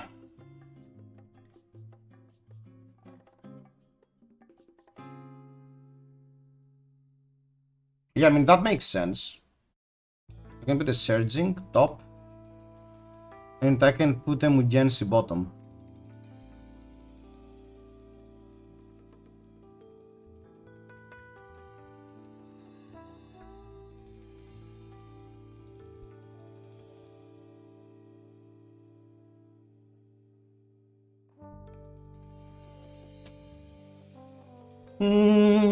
Okay. That's not the end of the world. Into Felling. No, I don't think I can do a turn now. I can simply play Wax on, pitching the Mugensi then. I can block, I think it's better.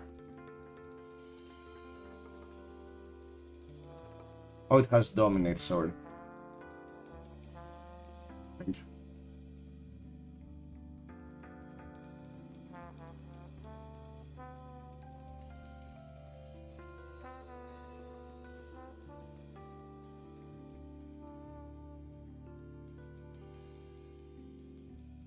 Why are we playing Wax on in the Jarl? For the extra cards, mainly.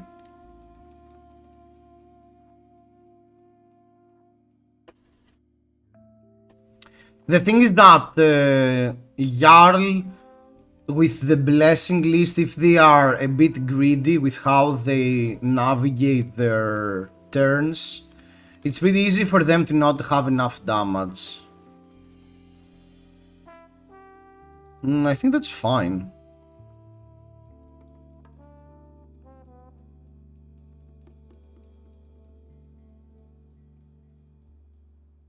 I think I want to actually pitch the Blessings.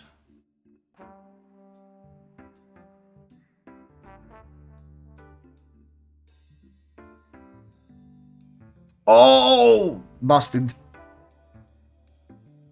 Okay, I think I'll block, lose the 2 cards, and simply dagger. Oh, outplayed. That was bad.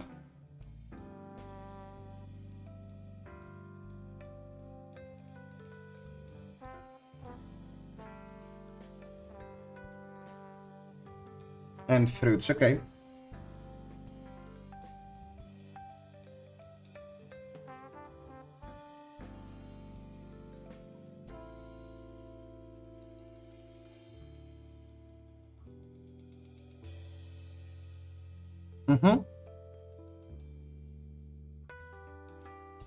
Oh yeah, without this disruption, calculating Jarl seems decent. I agree.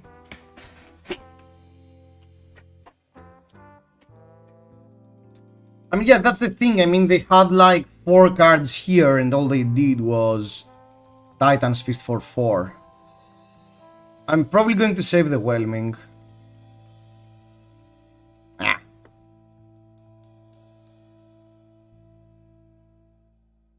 Kodachi. 5.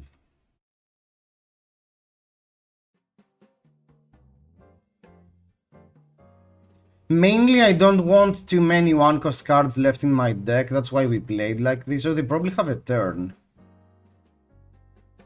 They don't like how this game progresses. Sure, that goes through. I don't think I block with anything. I think I just take the 9. And by take the 9, I mean take the 5. I really don't want to keep the 2 blues. Apart from that, I don't really mind. But they have a Pummel as well. Okay, I think I still want to maintain my life total mainly. That's all you got is a decent card for top. I want it out of my deck. Do I want to prevent 2? Ah, let's keep a card. Whichever card we keep, it's fine.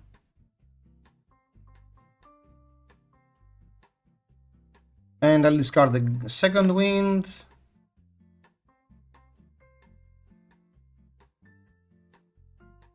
Look at this pile.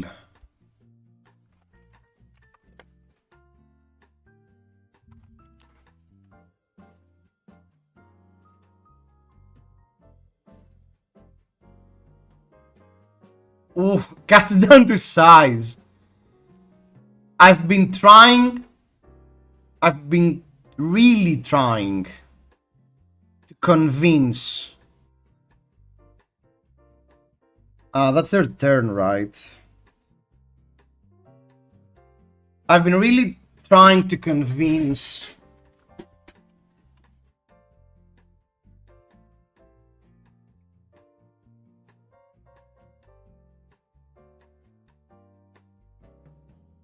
Vatra Hochipura to not run,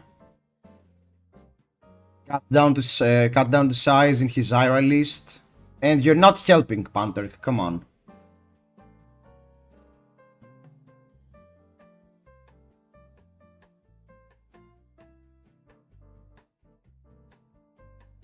Actually replaced cut down with Gravekeeping. Should be way better. I agree. I think Gravekeeping is probably a much better card. Are you running Sensor? I do like Sensor in this type of lists. I think I probably like it more than Gravekeeping.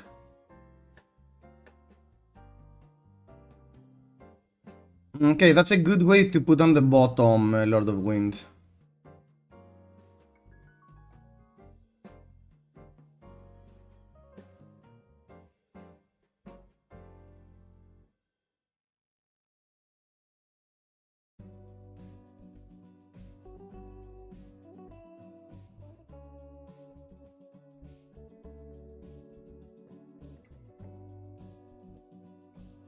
I'm not good enough to run Sensor. Sure. I mean, Sensor most of the time is a super bait. Because sometimes they don't... Most of the time with Sensor, you go for their best cards.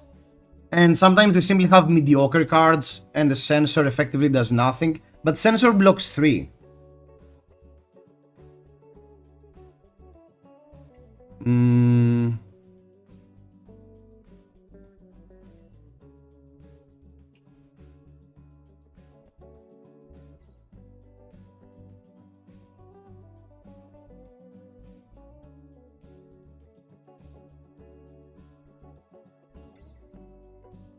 They still have some threats left, so it will really come down to life totals. I think I need to play this Mugensi. It's my third one, right? So I have 2 more Mugensis in the deck? Yeah, I think we're fine then.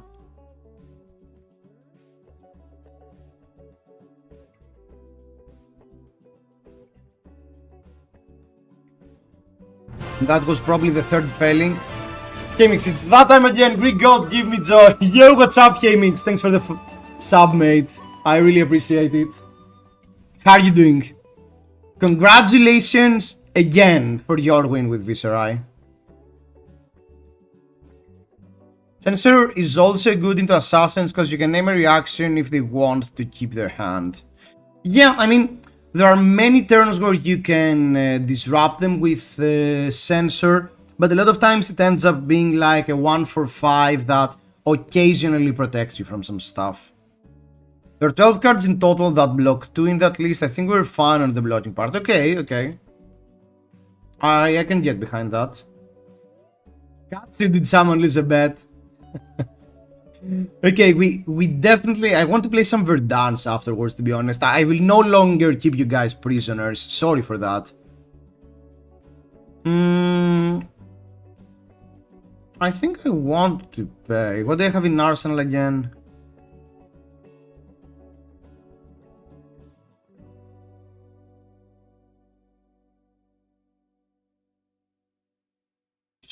Sure.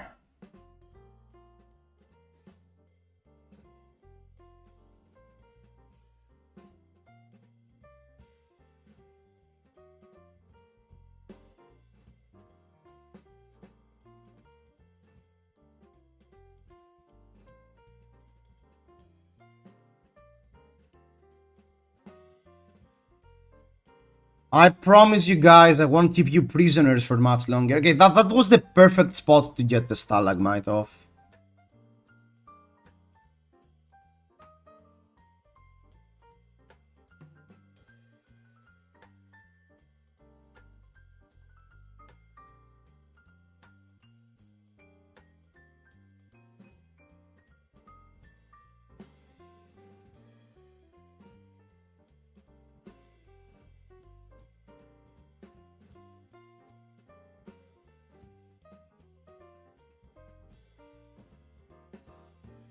That was a bit annoying here. Pummel would be devastating here. I don't think I can lose extra cards. I think I should take that. If they have a pummel here, that's pretty devastating.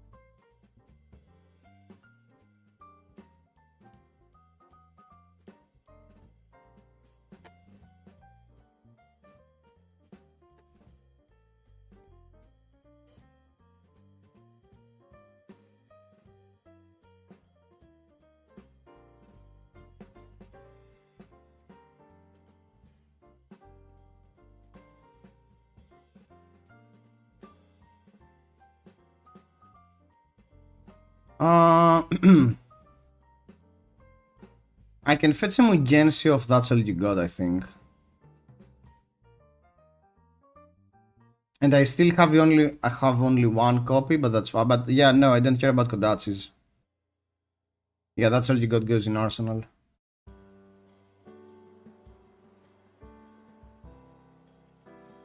Oh.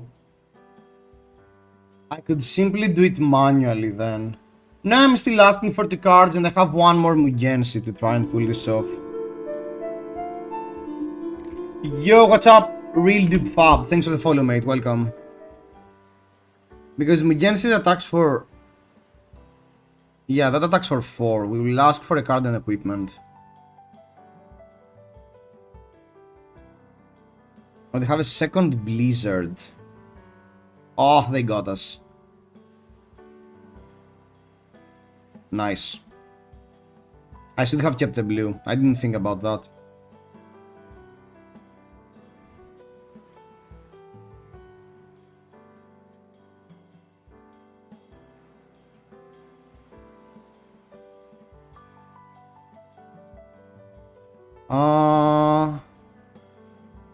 I think I want to remove cards from my hand.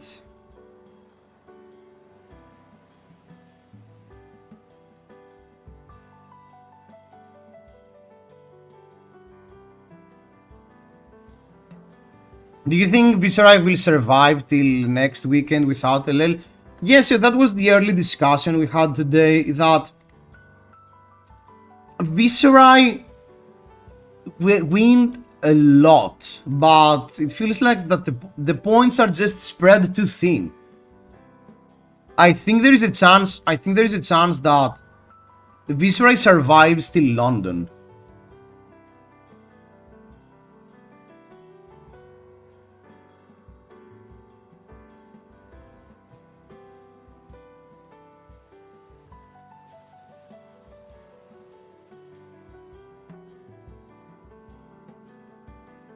No, my pretty boots.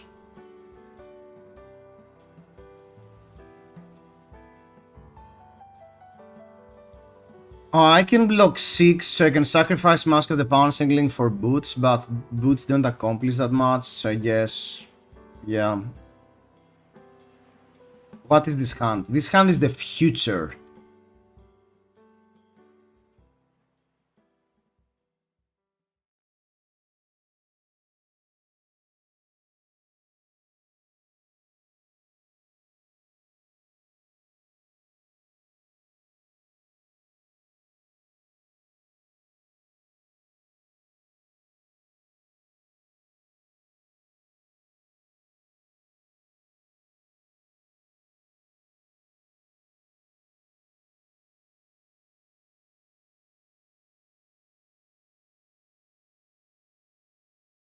Wait, is that Capture Blessing, KATSU? Guys, have you not paying attention? Hasn't he suffered enough? No.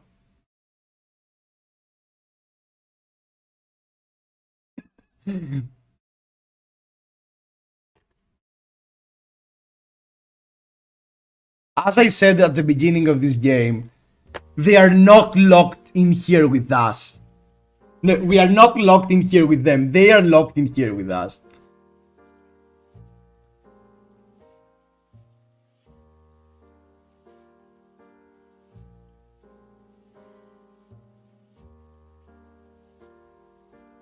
Look at this hand now. Look at this hand. Look at this hand. Look at this perfection.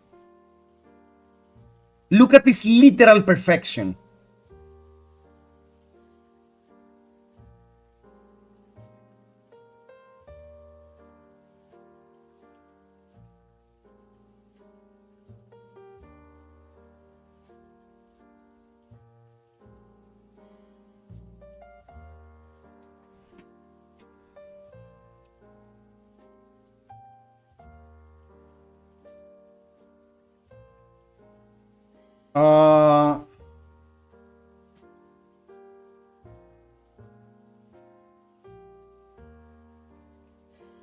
Oh, I don't have a blue. We actually trigger nothing. That's silly. Oh, actually, I can fetch a retrace. I can fetch a retrace for the damage. Yeah, we can do that.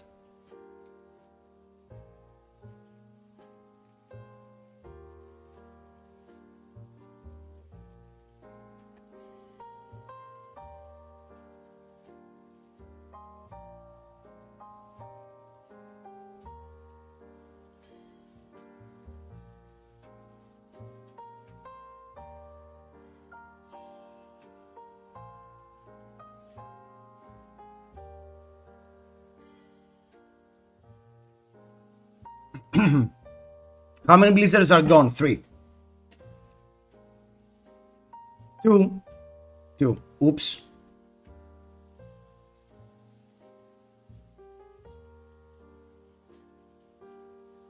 Yeah, but I don't think we ever saw a third blizzard. I think we actually only saw one. They hidden the third one with Felling of the Crown.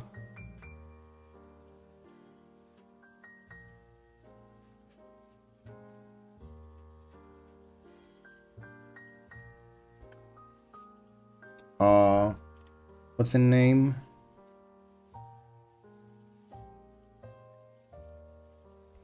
What's the name of the one for Mugensi?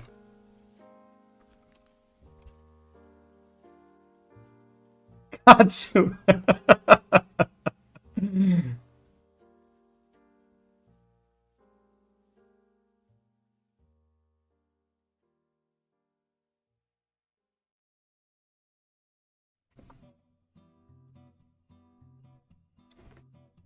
Ultra debated.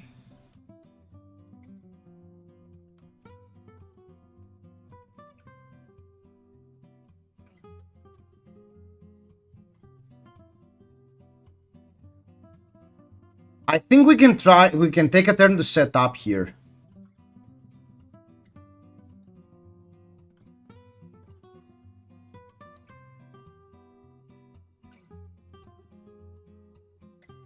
Yeah, I think we can take a turn to set up here.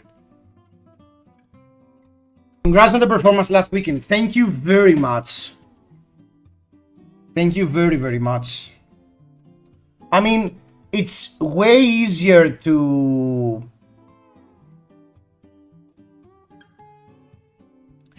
It's way easier to navigate new when you call out the matchups you're expecting.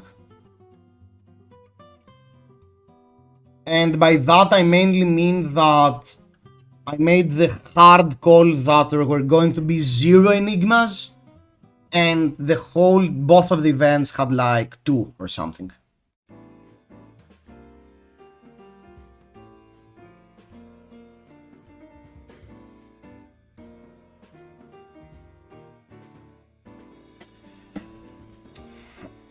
If I should probably at this point see if they have any... Oh, wait, sorry, undo.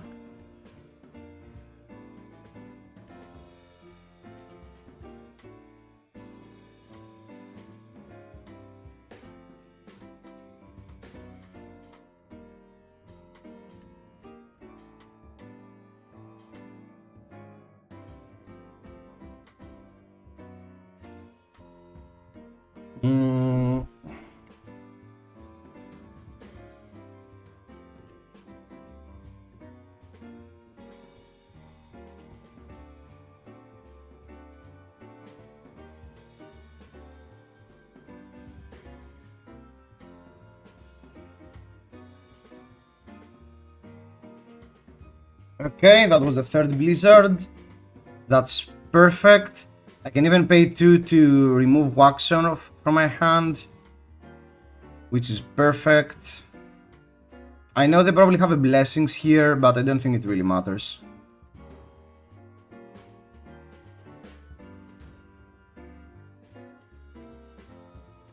I mean, I think there should be one more Mugensi in my deck, right?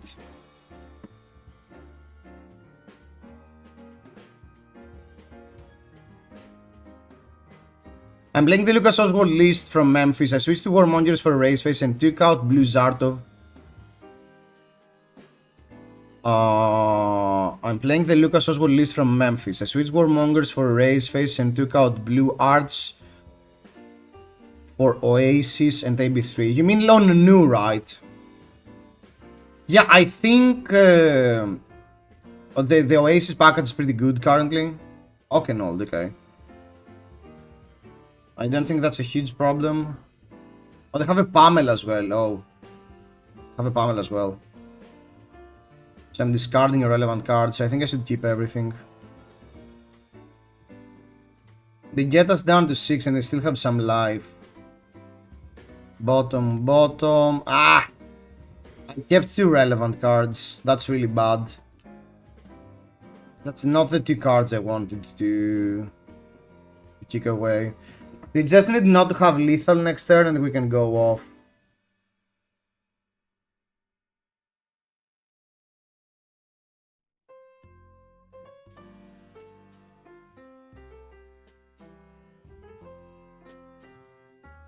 I really like Oasis into Mirror Nu or just into Assassins. I agree. Oasis is a really tricky way to actually dodge stuff.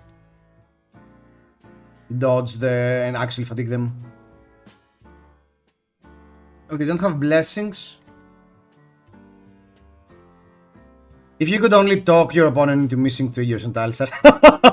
Didn't know you have to discard the card with Pamel. I saw that LSS posted a video, a dev talk regarding that. I haven't watched it full because I wanted to start the stream. That's not so bad here, right? Probably not.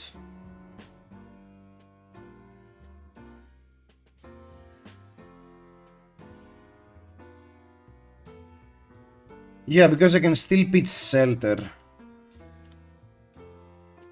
The only problem here is that their cards are going to be blocking 4.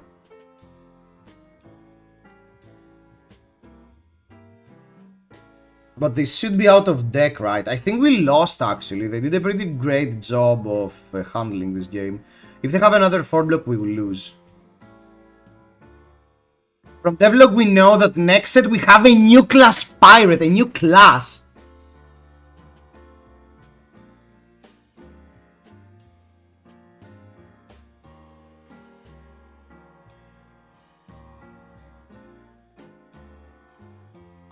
I honestly thought that that was going to be a talent, not a class.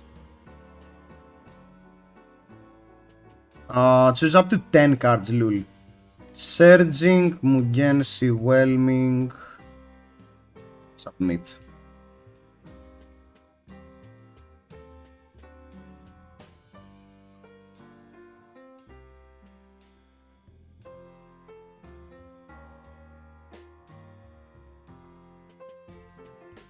James brought up some fair points about maintaining trigger, mostly that actively helping your opponent win the game versus you is not a reasonable expectation for your player.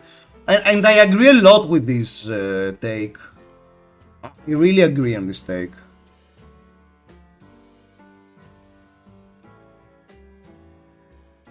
The thing is that sometimes you can't really prove it, but it's obvious that, you know, the opponent intentionally missed something.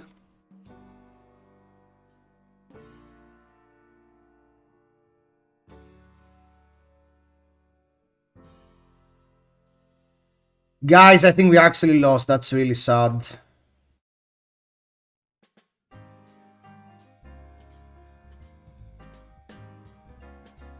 I don't get what stops someone from saying he didn't hear the opponent announce the trigger if we go that way. In short, do you want a game where your opponent has to remember their triggers or a game where you both at fault for missing triggers?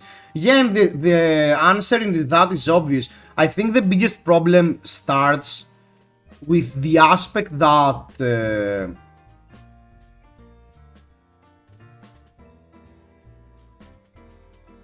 sometimes at a certain level of play, triggers should not be missed.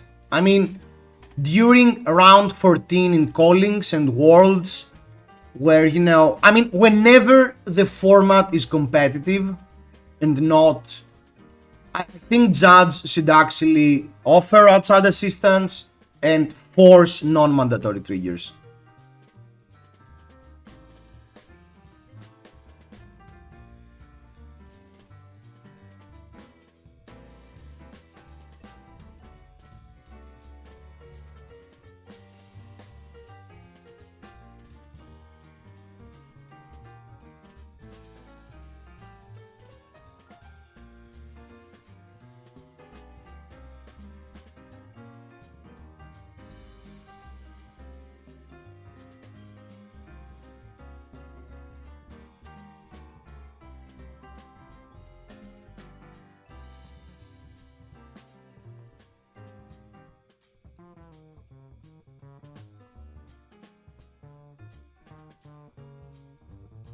How long is this game? 1 hour and 10 minutes. But sometimes talishars, when you play too fast, when you play the games too fast, sometimes it just misses the correct timings.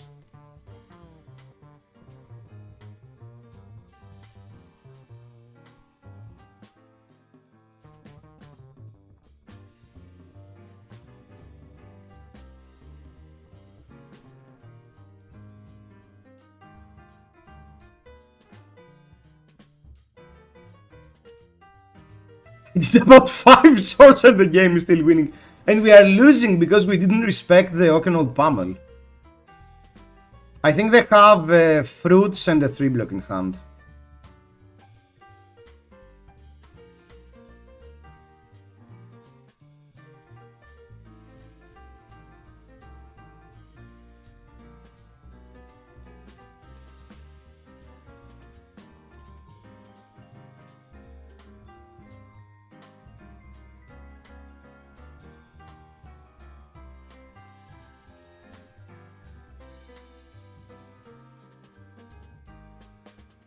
I think we managed to pull this off. With literally last card in our deck.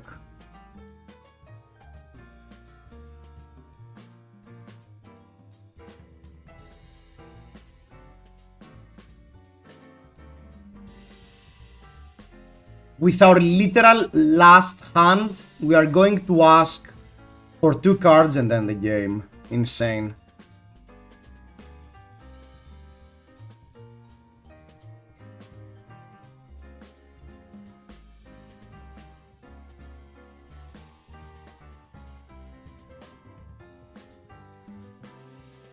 It's like beat stuck.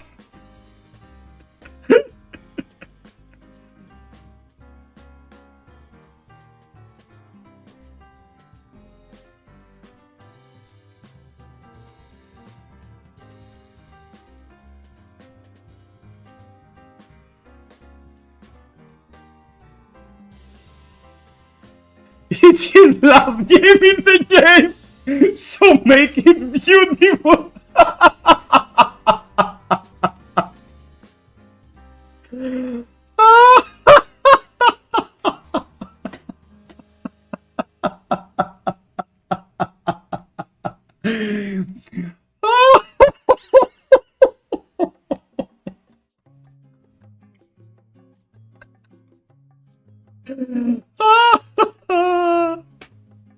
What was the library? What was the library unbeliever playing? The library unbeliever. Who is I'm not a library unbeliever. Clean. I managed to cook it, clean the dishes, and the game is still going on.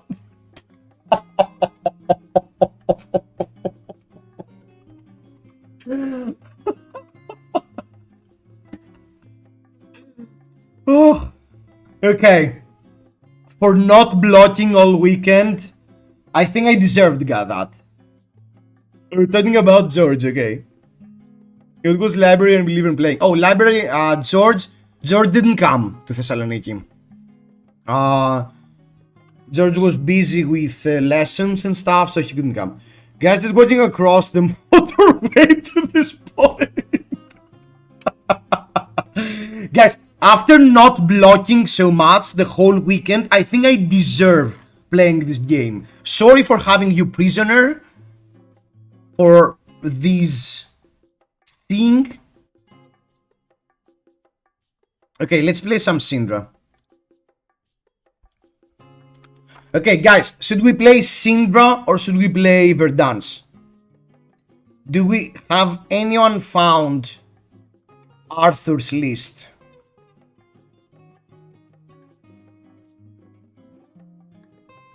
You guys have 2 options. We can either play Verdance or we can play... I may or may not have it. No, it's fine, it's fine. It's fine.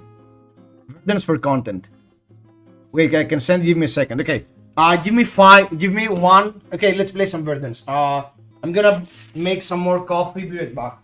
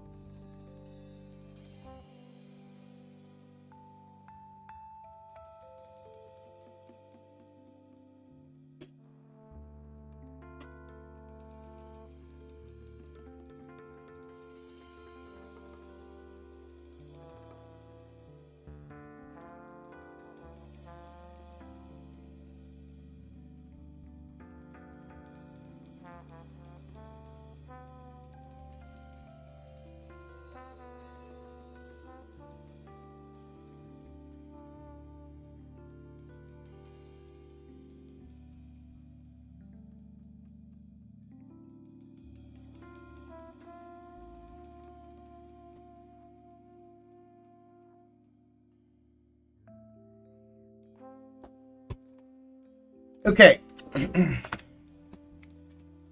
Margins must be in FaB DCG. Send in Discord. Oh, that's Arthur's list. Which one did you ask for? No. I asked for Arthur's.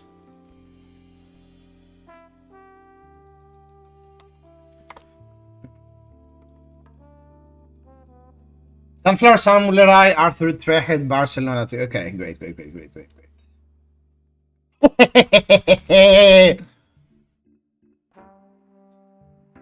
Waning Moon. Let's load up Verdance. Yeah, let's go. What's etching fetching?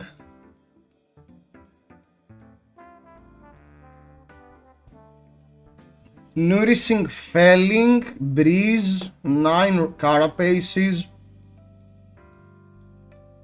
I have 2 copies of Sigil of Earth. Time to change 2 cards and call it your own list.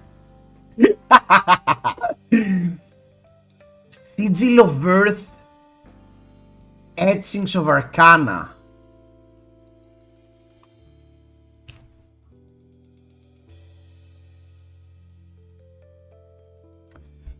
Oh, I'm super pumped. And we are only running Waning Moon?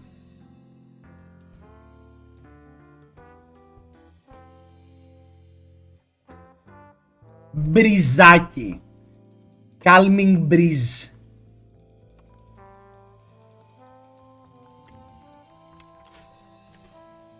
Calming Brizaki. Calming Brizaki. Sir Bolton. Bolton question mark. Versus Bolton traditionally you want to go second, but I don't think they want to attack an Earth hero turn 1. Versus Bolton. I don't think I need Metacarpus. I think I prefer the Stonewall Gauntlet. That can mess them up as well.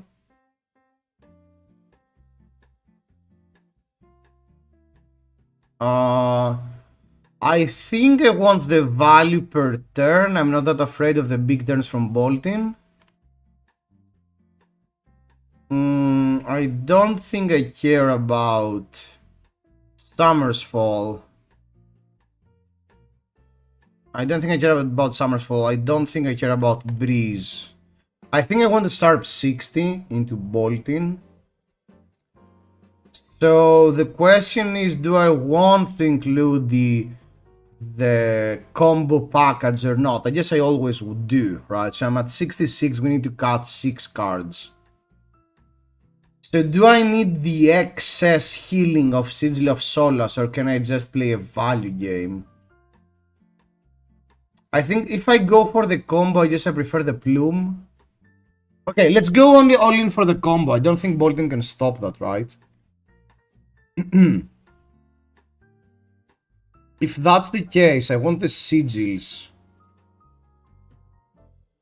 I have no idea. I have no idea how I'm supposed to go down to 60. I guess I don't want the Nourishment. That's a bit too much. 63. So do I want the Sigils or not? I don't think I want the Sigils. Yeah, I think that's how we're going to roll.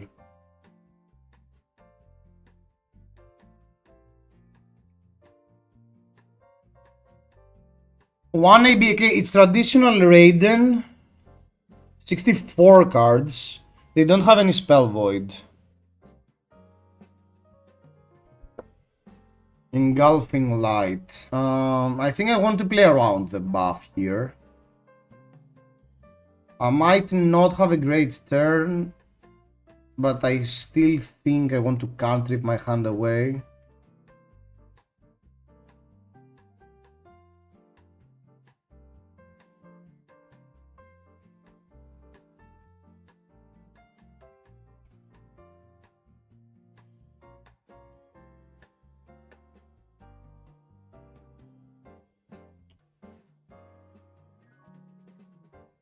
I don't love cycling the Rootbound Carapaces, but I'm running 9 of them.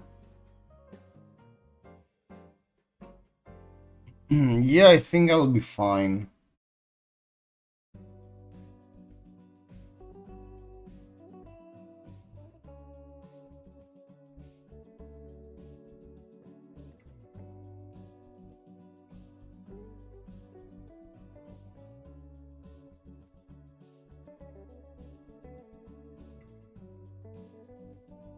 Oh, they had the steel hand.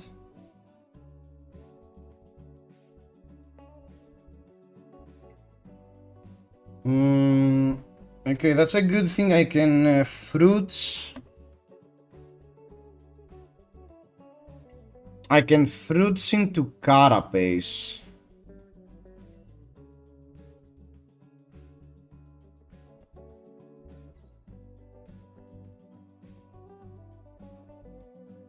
Or I can simply block 6. I don't mind losing one candle hold, right? I shouldn't mind that.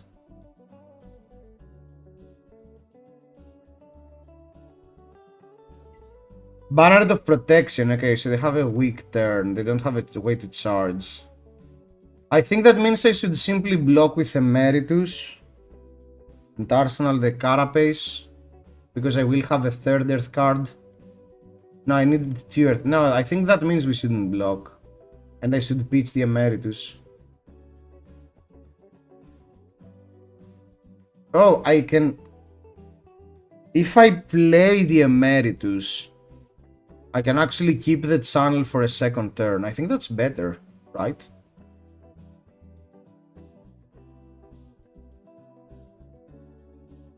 Pitch, play the Emeritus, pitch, Arsenal the Candlehold. No, I can leave Candlehold in my deck. Yeah, no, I think I want... So, that's the question. Do I prefer an extra Earth card? I think I don't want to miss the 3 damage from the channel. I think I want to go for that. So the question is, do I prefer... I think I should keep the Heartbeat in order to have an easy card to get into my graveyard. So that's... I can start by shooting them for 4.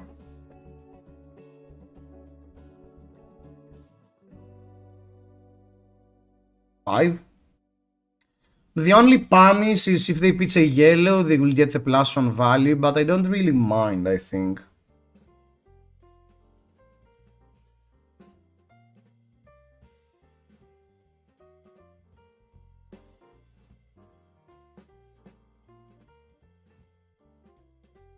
Okay, that's a card. I don't need Channel of the Millennium Tree to go off, right? So I can pretty easily double block here into Felling. But I won't get the extra value from Channel that way. So the only way to get the extra value from Channel is to Heartbeat into Waning Moon and then do something. I think that's a perfect spot to Stonewall Gauntlet them.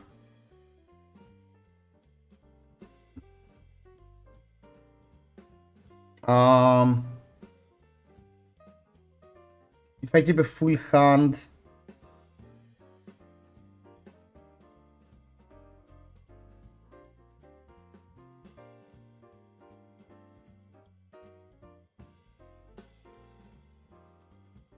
One, two, three, 6. 3, 5, 6. Yeah. I can do both. I don't have 2 Earth cards in graveyard. I don't have 2 Earth cards in graveyard. So I need to block. Oh, we misplayed. We took 2 damage for no reason.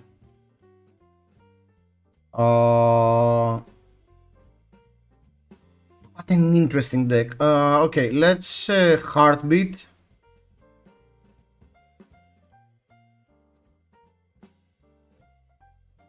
I think I want to protect my Felling.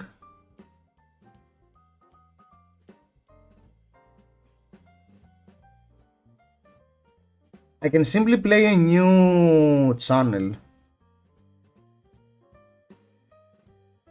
I'm playing this really slow though, if that's what I do. Don't I win these trades though?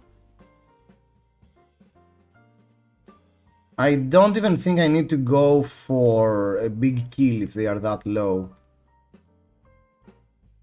There is 0% we have piloted this game correctly. Literally 0%.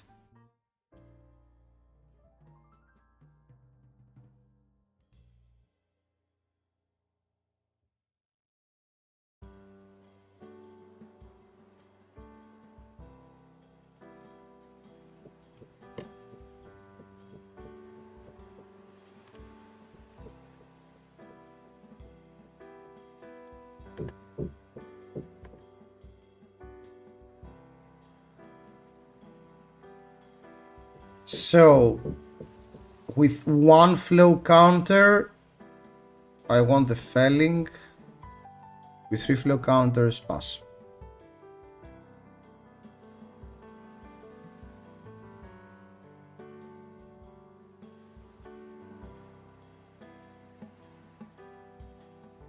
Can I play? No, I want my turn to be overflow. Overflow gain 2 waning moon, so I only need overflow. So that means I can block with everything else. I can block with carapace number 1.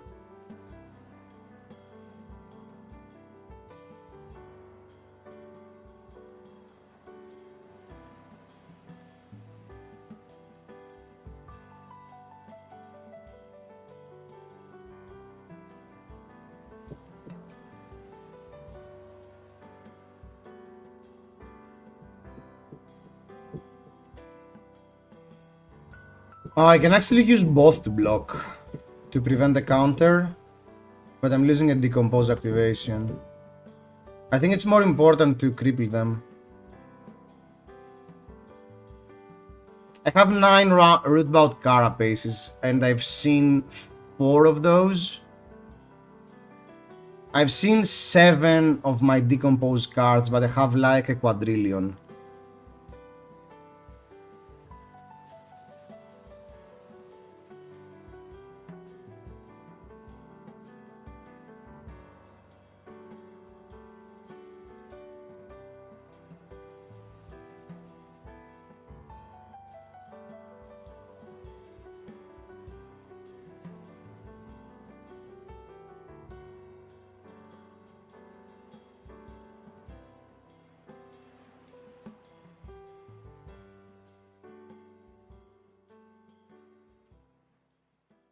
What is this hand? Excuse me?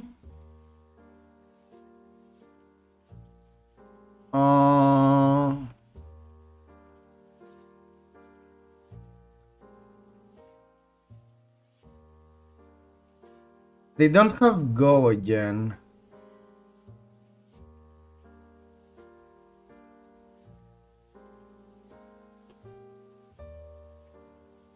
Yeah, okay, the ponder is irrelevant. There is no way I'm not arsenaling the rootbound carapace. I just don't want to undo and stuff now, it's fine. Go again. Oh, because it gets +1 because... Oh!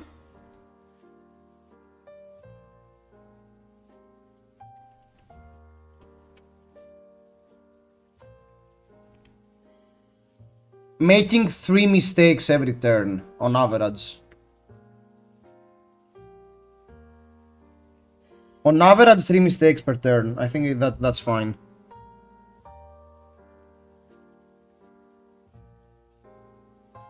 We have 4 cards every turn, and we manage to misplay 3 of them every turn.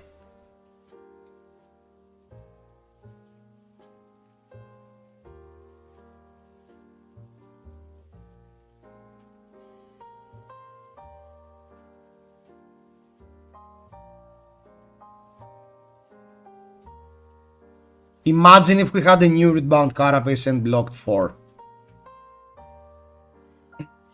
You're winning, still complaining. Yeah, because it's probably a horrible matchup for Bolton, not because we play well.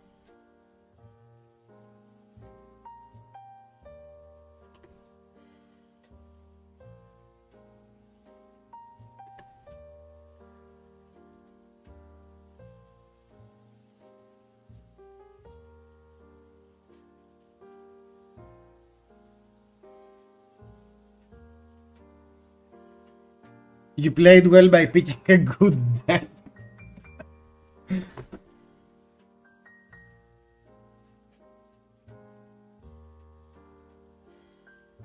Oof, Lumina.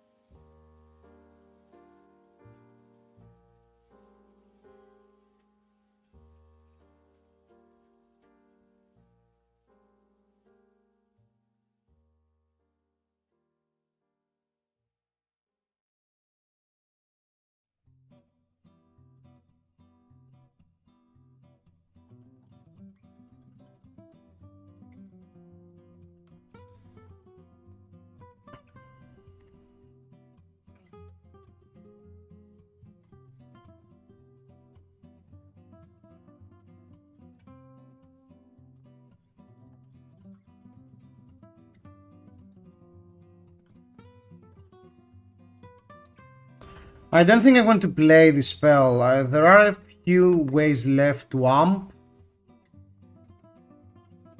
And I guess it's not that hard to remove a card from Arsenal.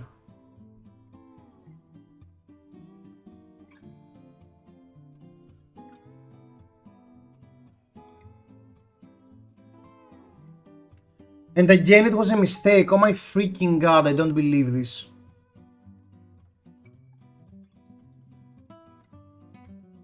Oh, interesting. Spellbane Ages. And that's MA, they can leave it there forever.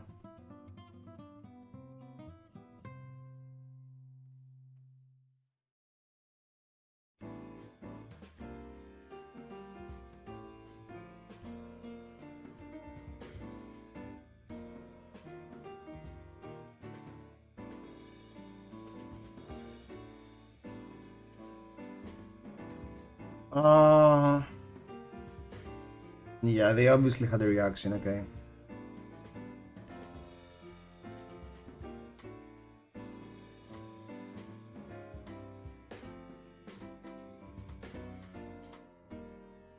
That blocks 3. So it's either 5 or it's 5 spread across. I think it's actually better to block like this.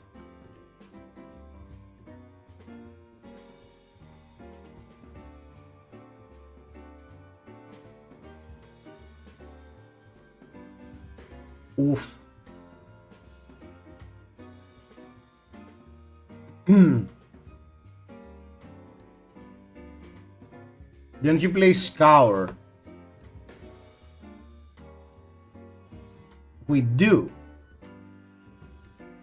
We do.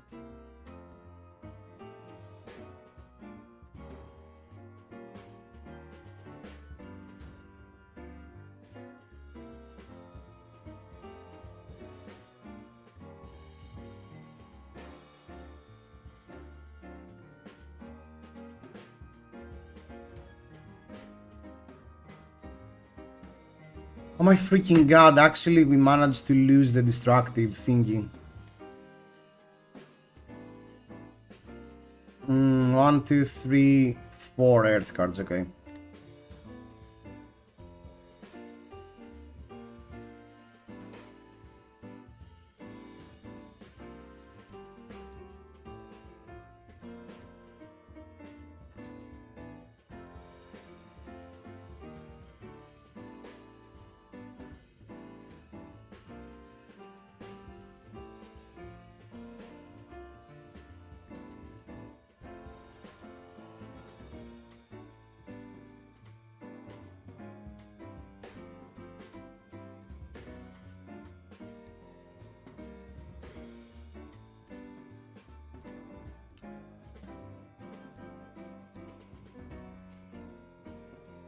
They are pretty dry on soul. Ooh, they got us. They got us here. Lumina, Lumina, okay.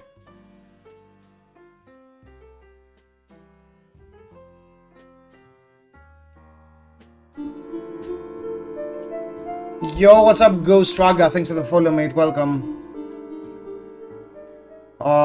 Thinking.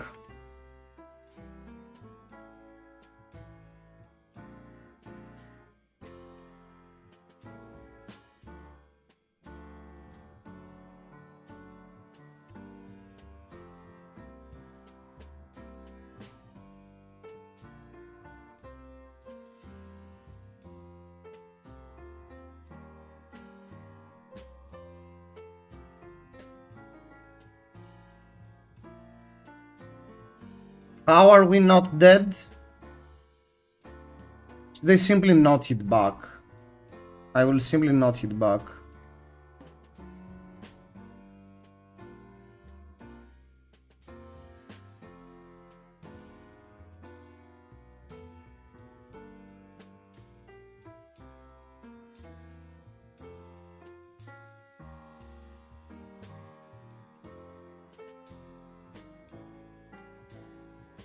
Candle hold is 4 value. If it blocks 5, okay.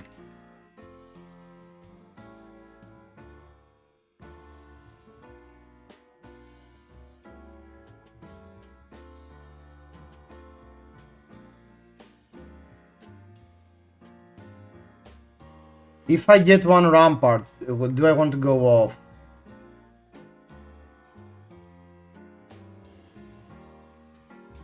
With one rampart, can we kill them?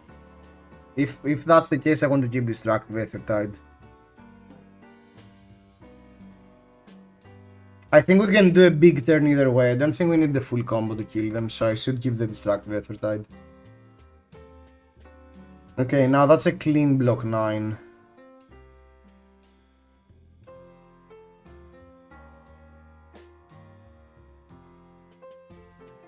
If they don't have a reaction here, it's game.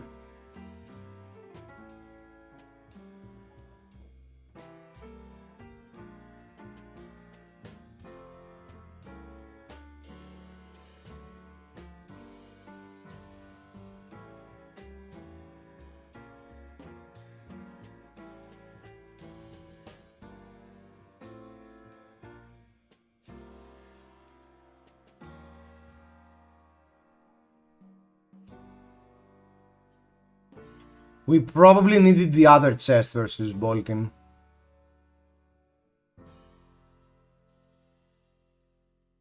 The whole problem will be, can we keep a 4-card hand next turn? That's my only concern currently. Can we keep a 4-card hand next turn?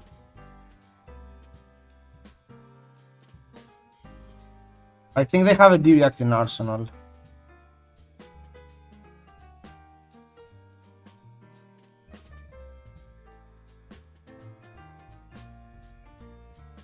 Oh!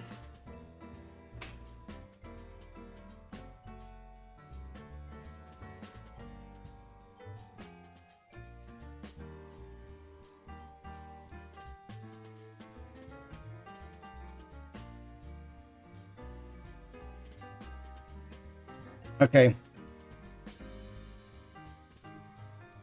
Show us lethal. So, heal Rampart, it's a blue, Rampart, Destructive Aether Tide, Waning Moon. So I can block with a card. I'm not blocking the 5 though.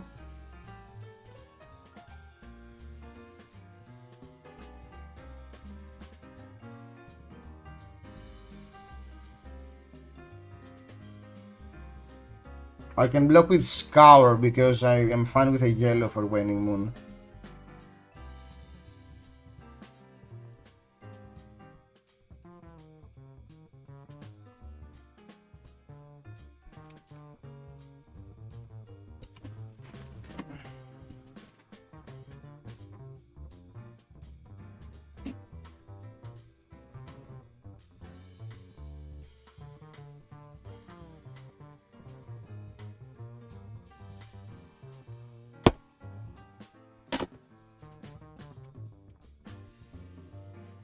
Easiest no blocks of my life.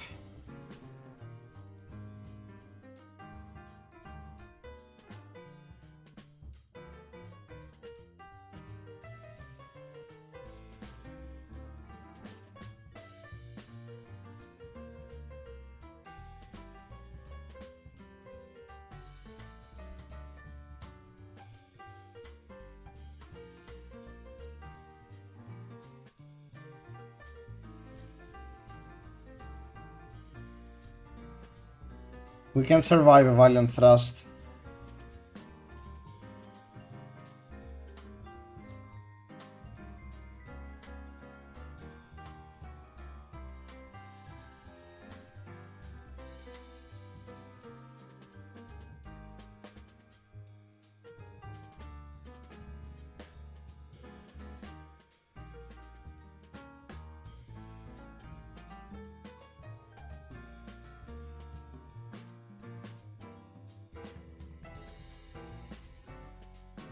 I think I still need to go for it.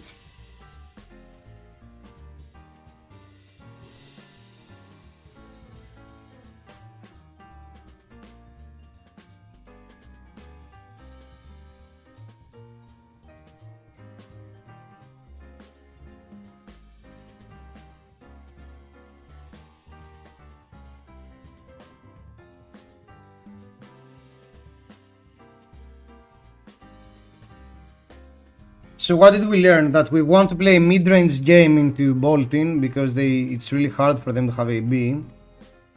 I don't know why I missed that. And that we needed the other chest.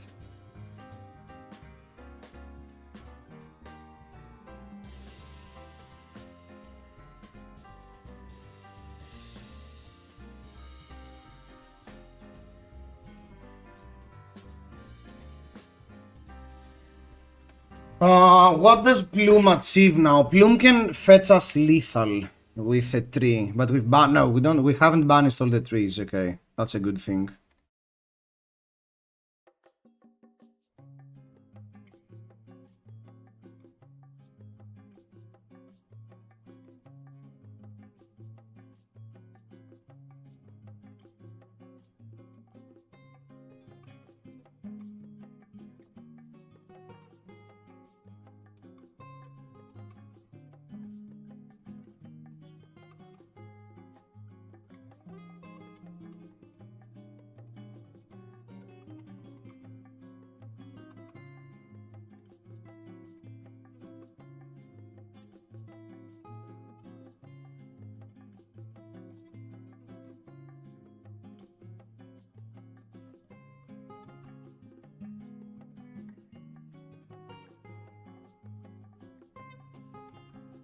You are a bit late.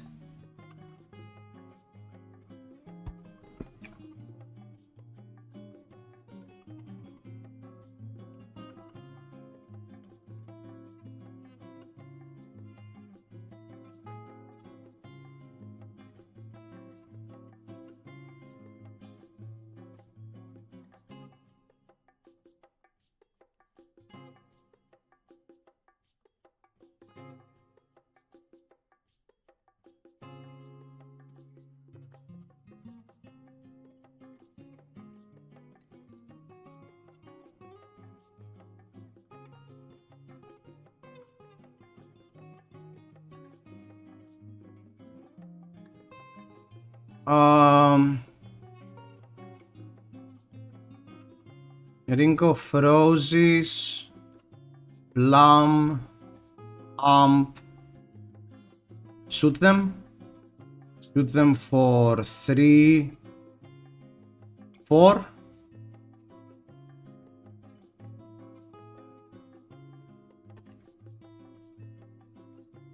I think yes.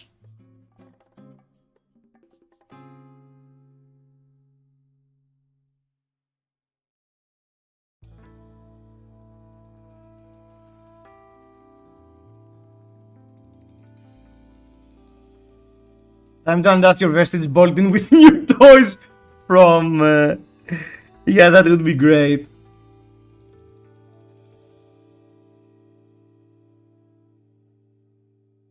I think we messed up.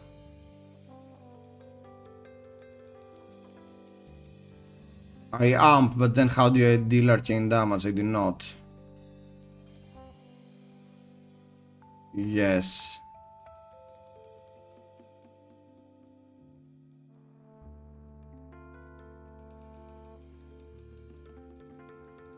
No, I should have simply... Oh, sorry, Oh, we have a Verdance trigger on the stack. That's how we do that. And now we play the Rampart growth. Okay. It worked out.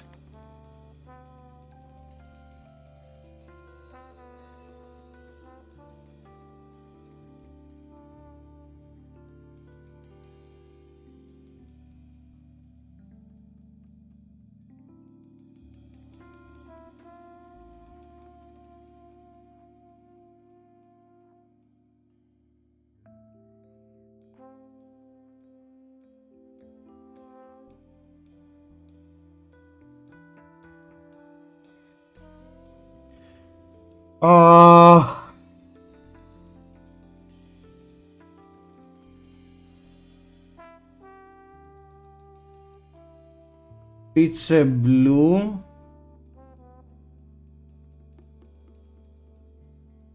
It's a blue. Stormstriders.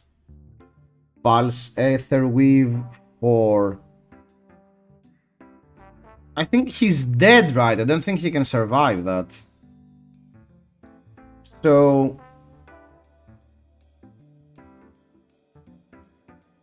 So that means I can play both, right? Yeah.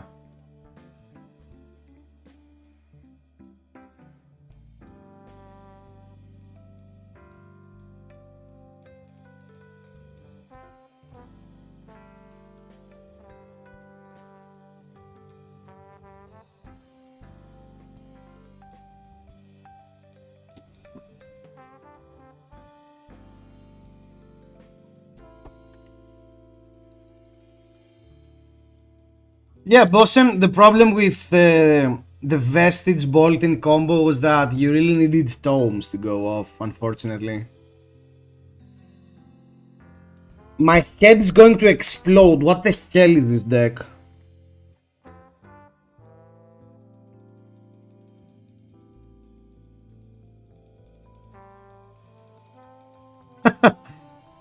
Why are Boltings keep coming?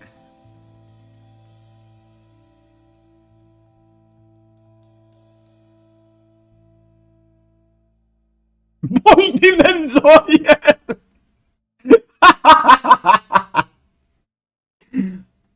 Okay, so... Barkskin Providence. I shouldn't run the Calming Breeze. I want to play a mid-range game. I think I want the Sigils. So I should probably cut the Etchings. I don't want the Summer's Fall.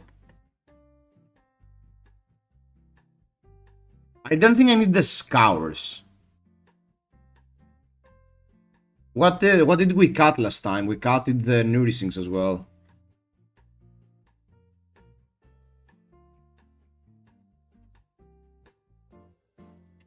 Yeah, I don't think we actually need the Sigils, to be honest. I have a lot of equipment to block there with. So Nourishing is not that great. Let's do something like this.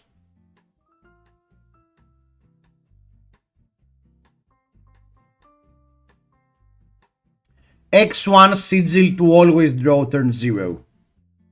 Free lessons, everyone. Literal free flesh and blood lessons.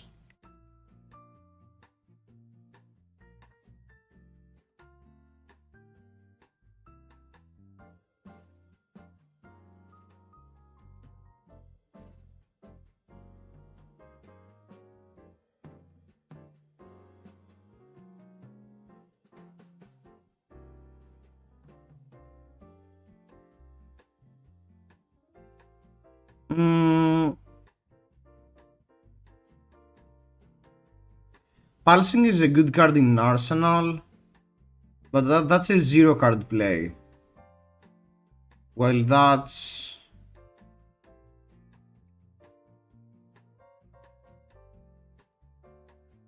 Yeah.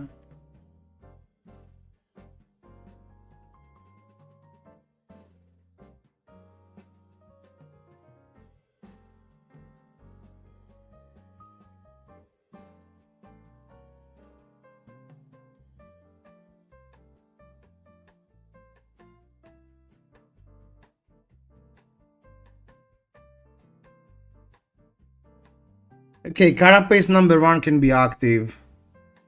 Oh no, Ring of Roses first hand, get good, bro. Mate, literally last game, it was on the literal last hand of the deck. Literal last hand.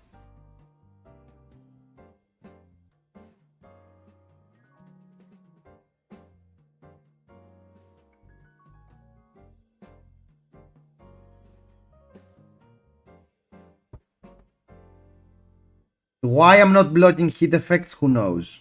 Get good.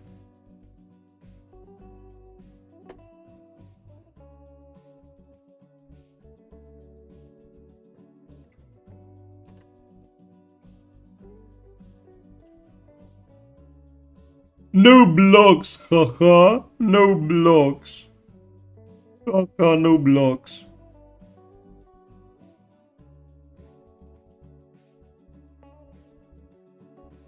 Okay.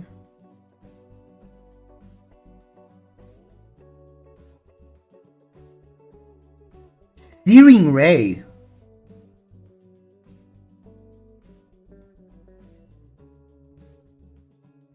That's hot.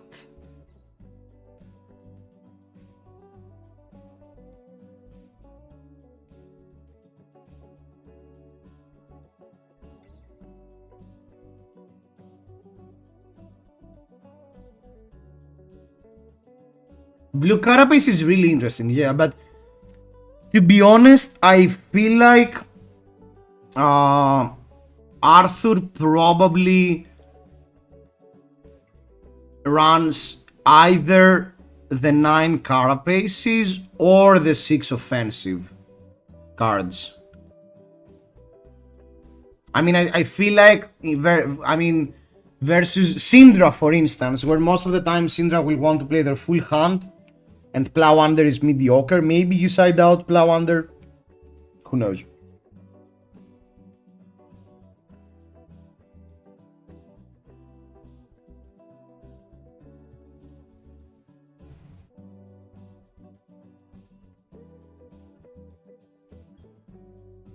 Interesting.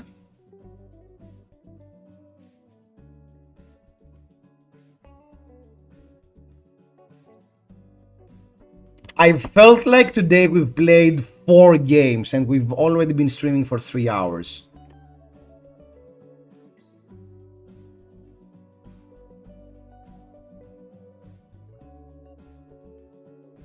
I think I don't mind keeping the root-bound Carapace in Arsenal to get the second Decompose off. Lumina incoming, all because they have Spirit? Huh. Okay, let's play around.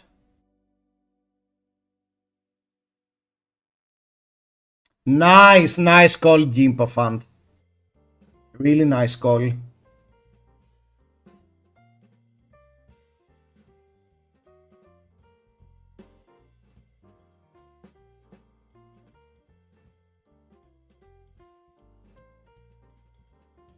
Yeah, I'm a professional gamer.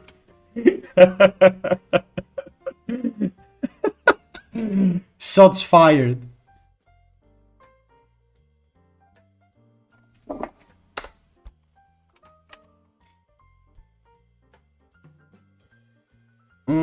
Do I care? I think Heartbeat of Candy Horde has to be a much better card than the random 3 arcane, so I think I should block 4 like this.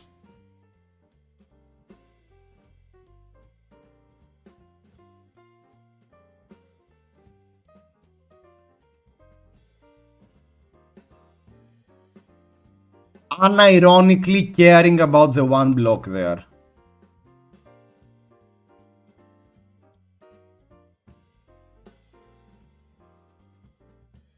Stony Woodhog or Adrenaline Rush as a one-of Commoner Icelander.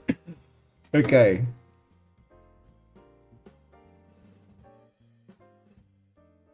Is Commoner a format?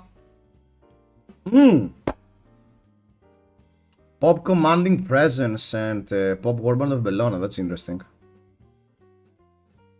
What did they charge with? Oh, now they're charging when they're attacking. Okay. I don't know, just armor shenanigans. I do like doing a Pulse Aether with turn, so I think I should simply block with Carapace. Yeah, I think we should simply try to do value things and try to get our engine going. We just want to maintain life. Let's do some value things. Hopefully we can pop the heartbeat. Oh no, that's another... Oh!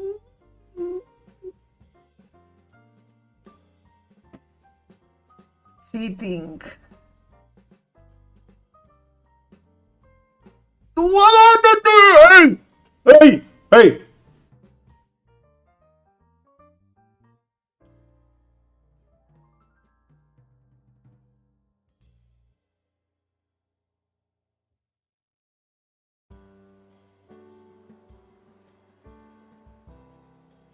That's blocking 7.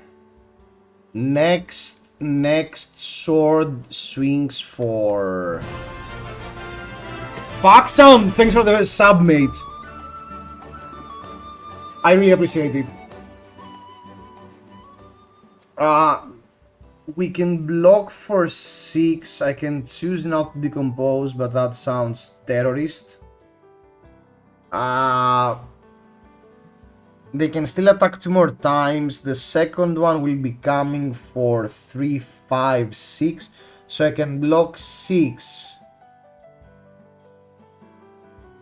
I think I should let this one through.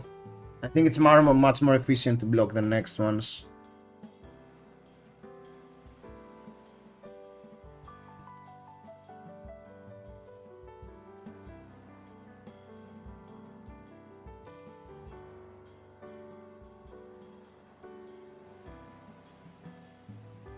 Something like...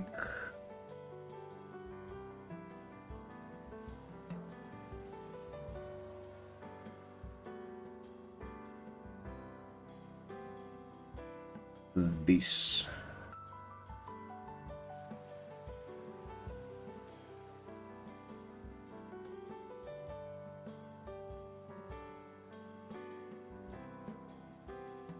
Clown chat, excuse me? Kabi, what do you mean clown? Kabi, did you 16-0 your RTNs this weekend with Syndra? Or are you a fake Dragonic player? Germans are invading.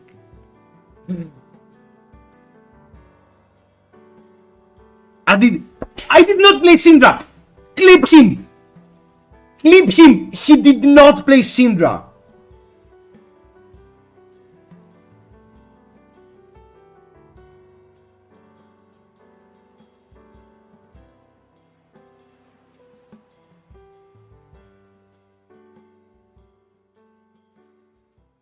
I lost games with Zen.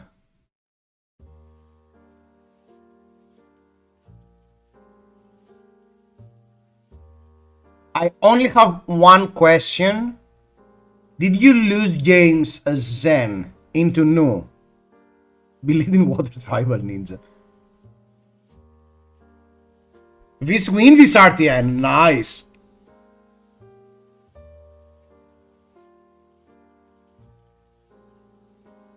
I lost because I got snag.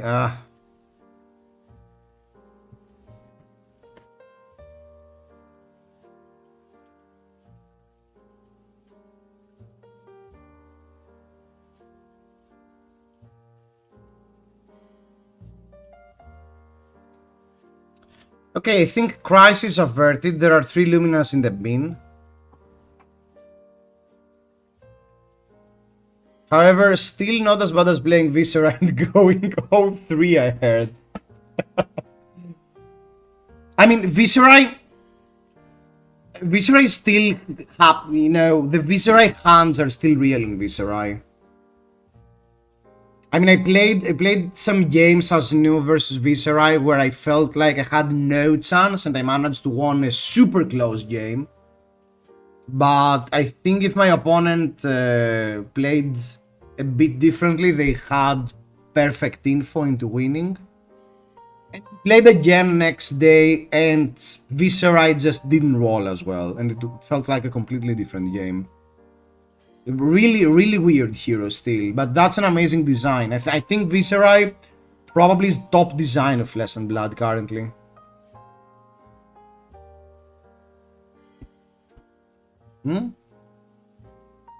Oh, simply for charging.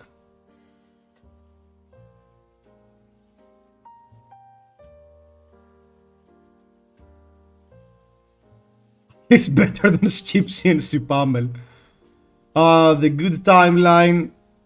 Infant gets masked against another Viserai who was on my list, calls the list trash and loses. You mean to say Florian is top design? This is the list that won the RTNs.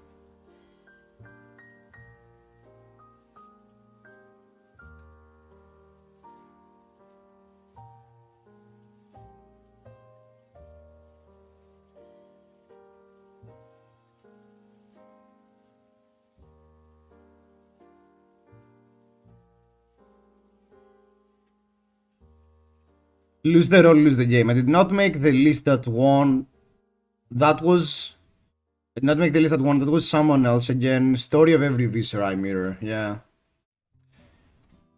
Do you, guys, do you and Viserai mirror take the, you know, the pact of cutting Sakam, both of you cutting Sakam? Or do you guys, I don't know, break the Genova Convention and both of you playing Sakam like madmen?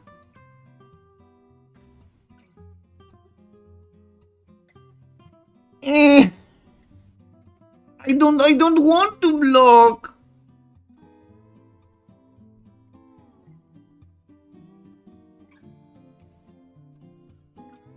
I have 2 earth cards, I don't want to block. I can take 2, right? In order to arsenal a Carapace. Take 2 in order to arsenal a Carapace, that sounds correct. Or I can put a quadrillion cards in graveyard. I guess I should put a quadrillion cards in graveyard. Oh, they had a beacon. The plot thickens then.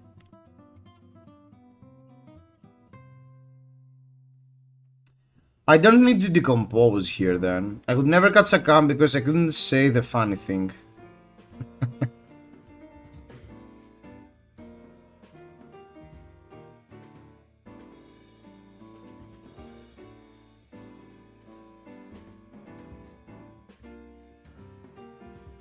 V4 Vanguard.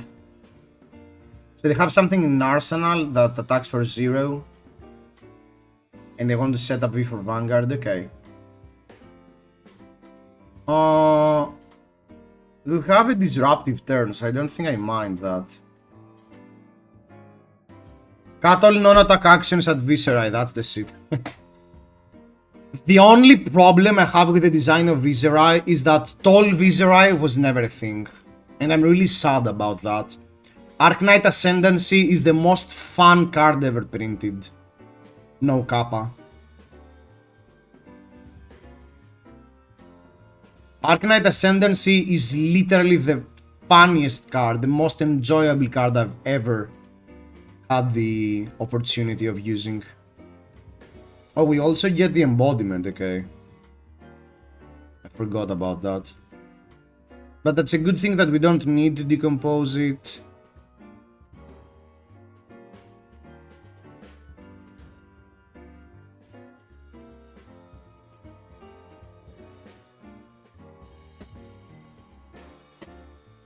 Oh look, Verdance is active, turn 7.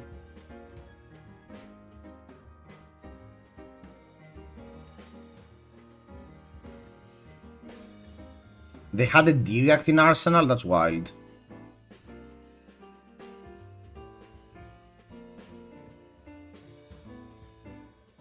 Break X Rune Sans, your next Rune Blade attack gets plus X go again as a hero power. Break X Rune Sans, your next Rune Blade attack gets plus X. No, no way.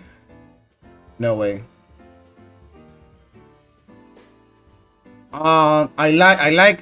I can see where you're going, but it would make much more sense.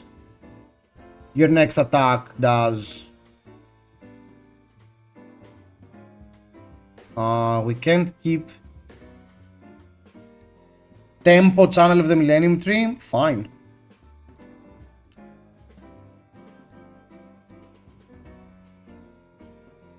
As X damage if it hits. No.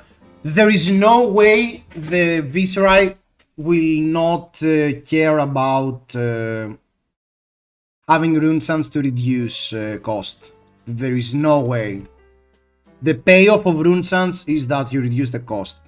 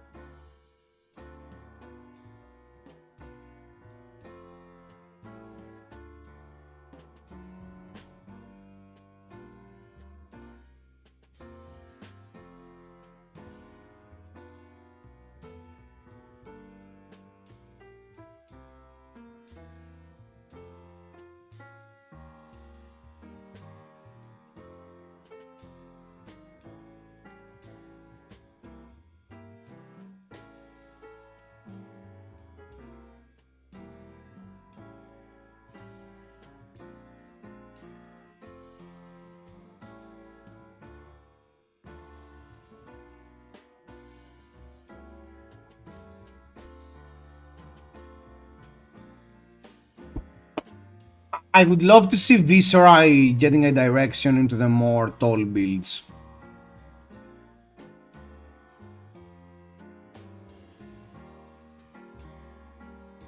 Nah.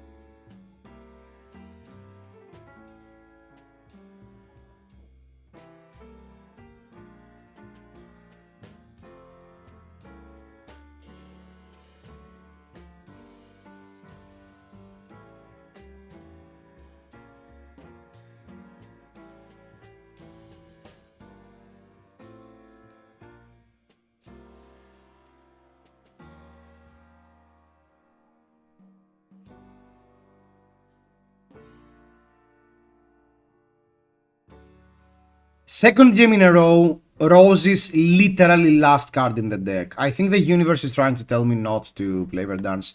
Yeah, so what I was going with Viserai was that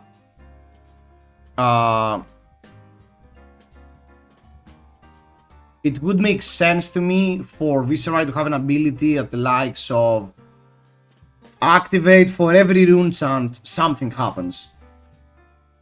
Like if you control one rune chant, you give +1. If you control 2 rune chants, you give go again.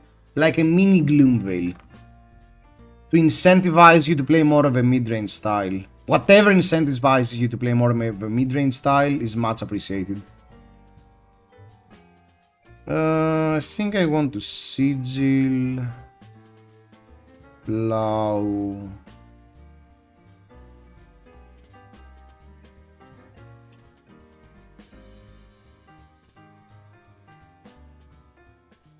Actually, sorry, I'll ask for an undo. I don't want to... I don't want to decompose.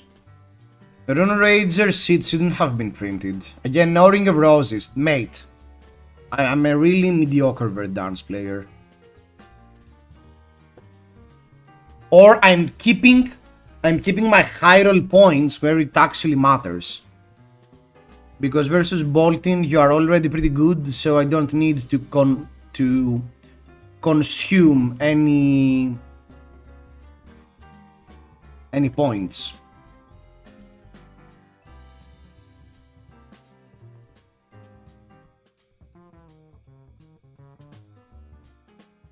You've invested all your high roll points in Gem ID, true. Oh, that's red. Okay.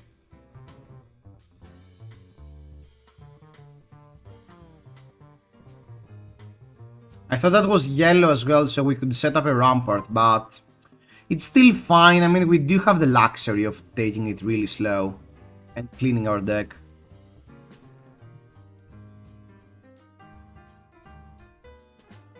Is this hand playable? I don't know.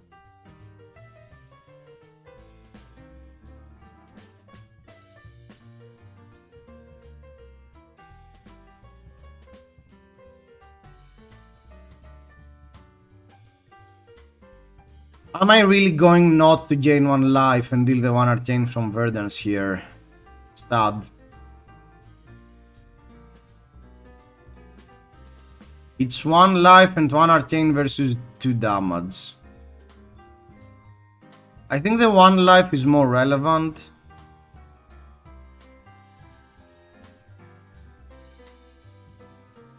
No, there is no way the 1 life is more relevant.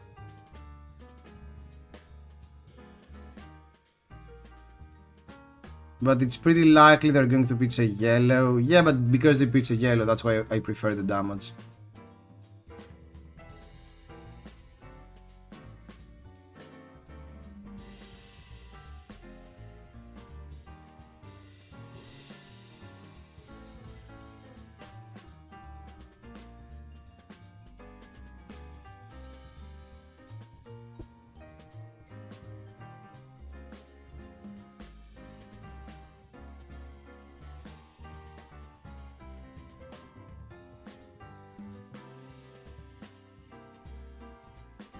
I think it's a good spot to arsenal the overflow.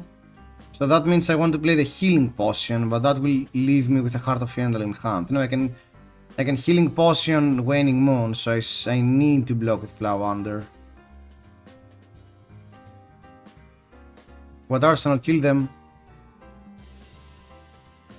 Oh, you mean because I have the damage? Yeah, okay. I mean, that's 6 damage though, they're not dead.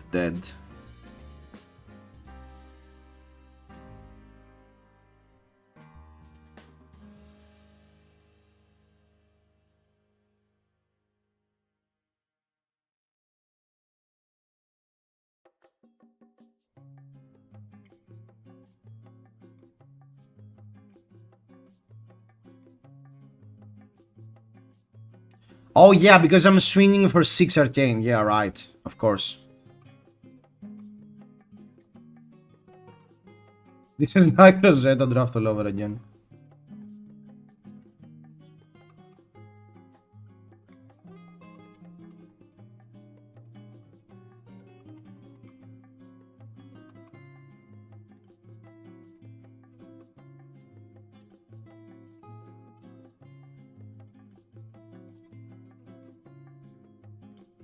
Cataclysm, that's hot.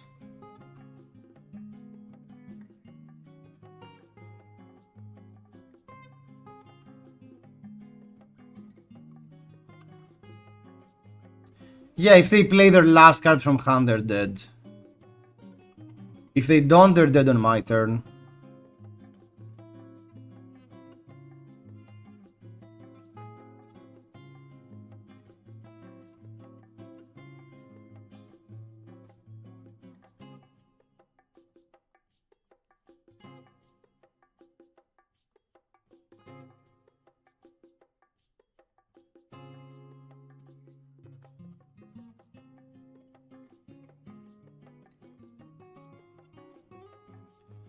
Game.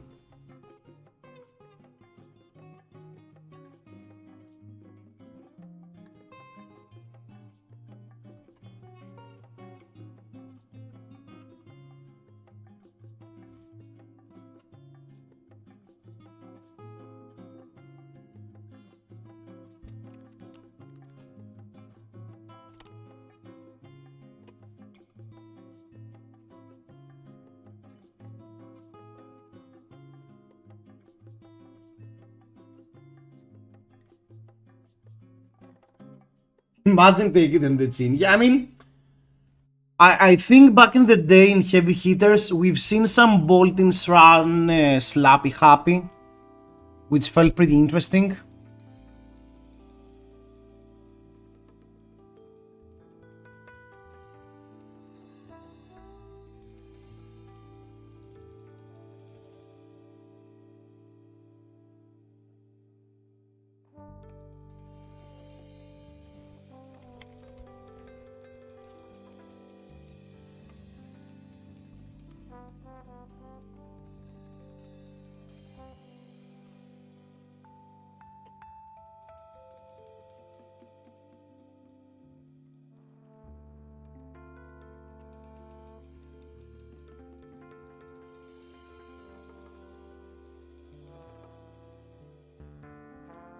Slap Happy is a banger card, I love the card. Yeah, and it felt pretty interesting because a lot of times you could do all these. Bolton had a lot of above rate plays with one floating, like V for Vanguard or, you know, Take Flight. Bolton joined the Art of War waiting room. Could you ever expect Art of War to make a comeback with Aurora hanging around?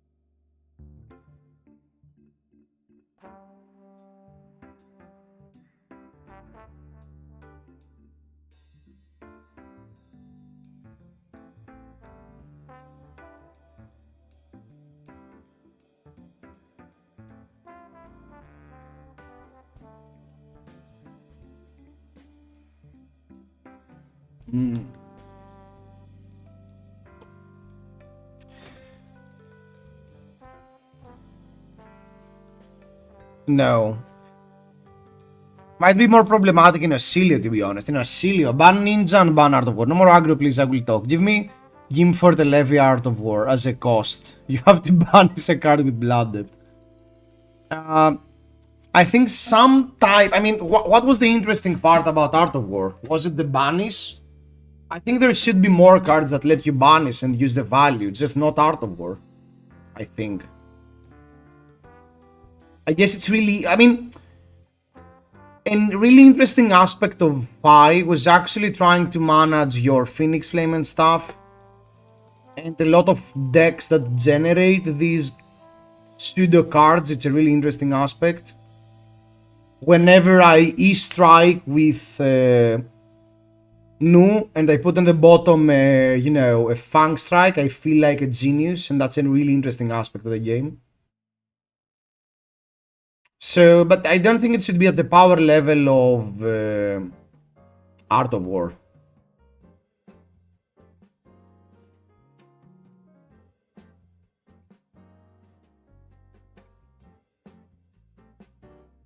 I go with blue guards was the problem.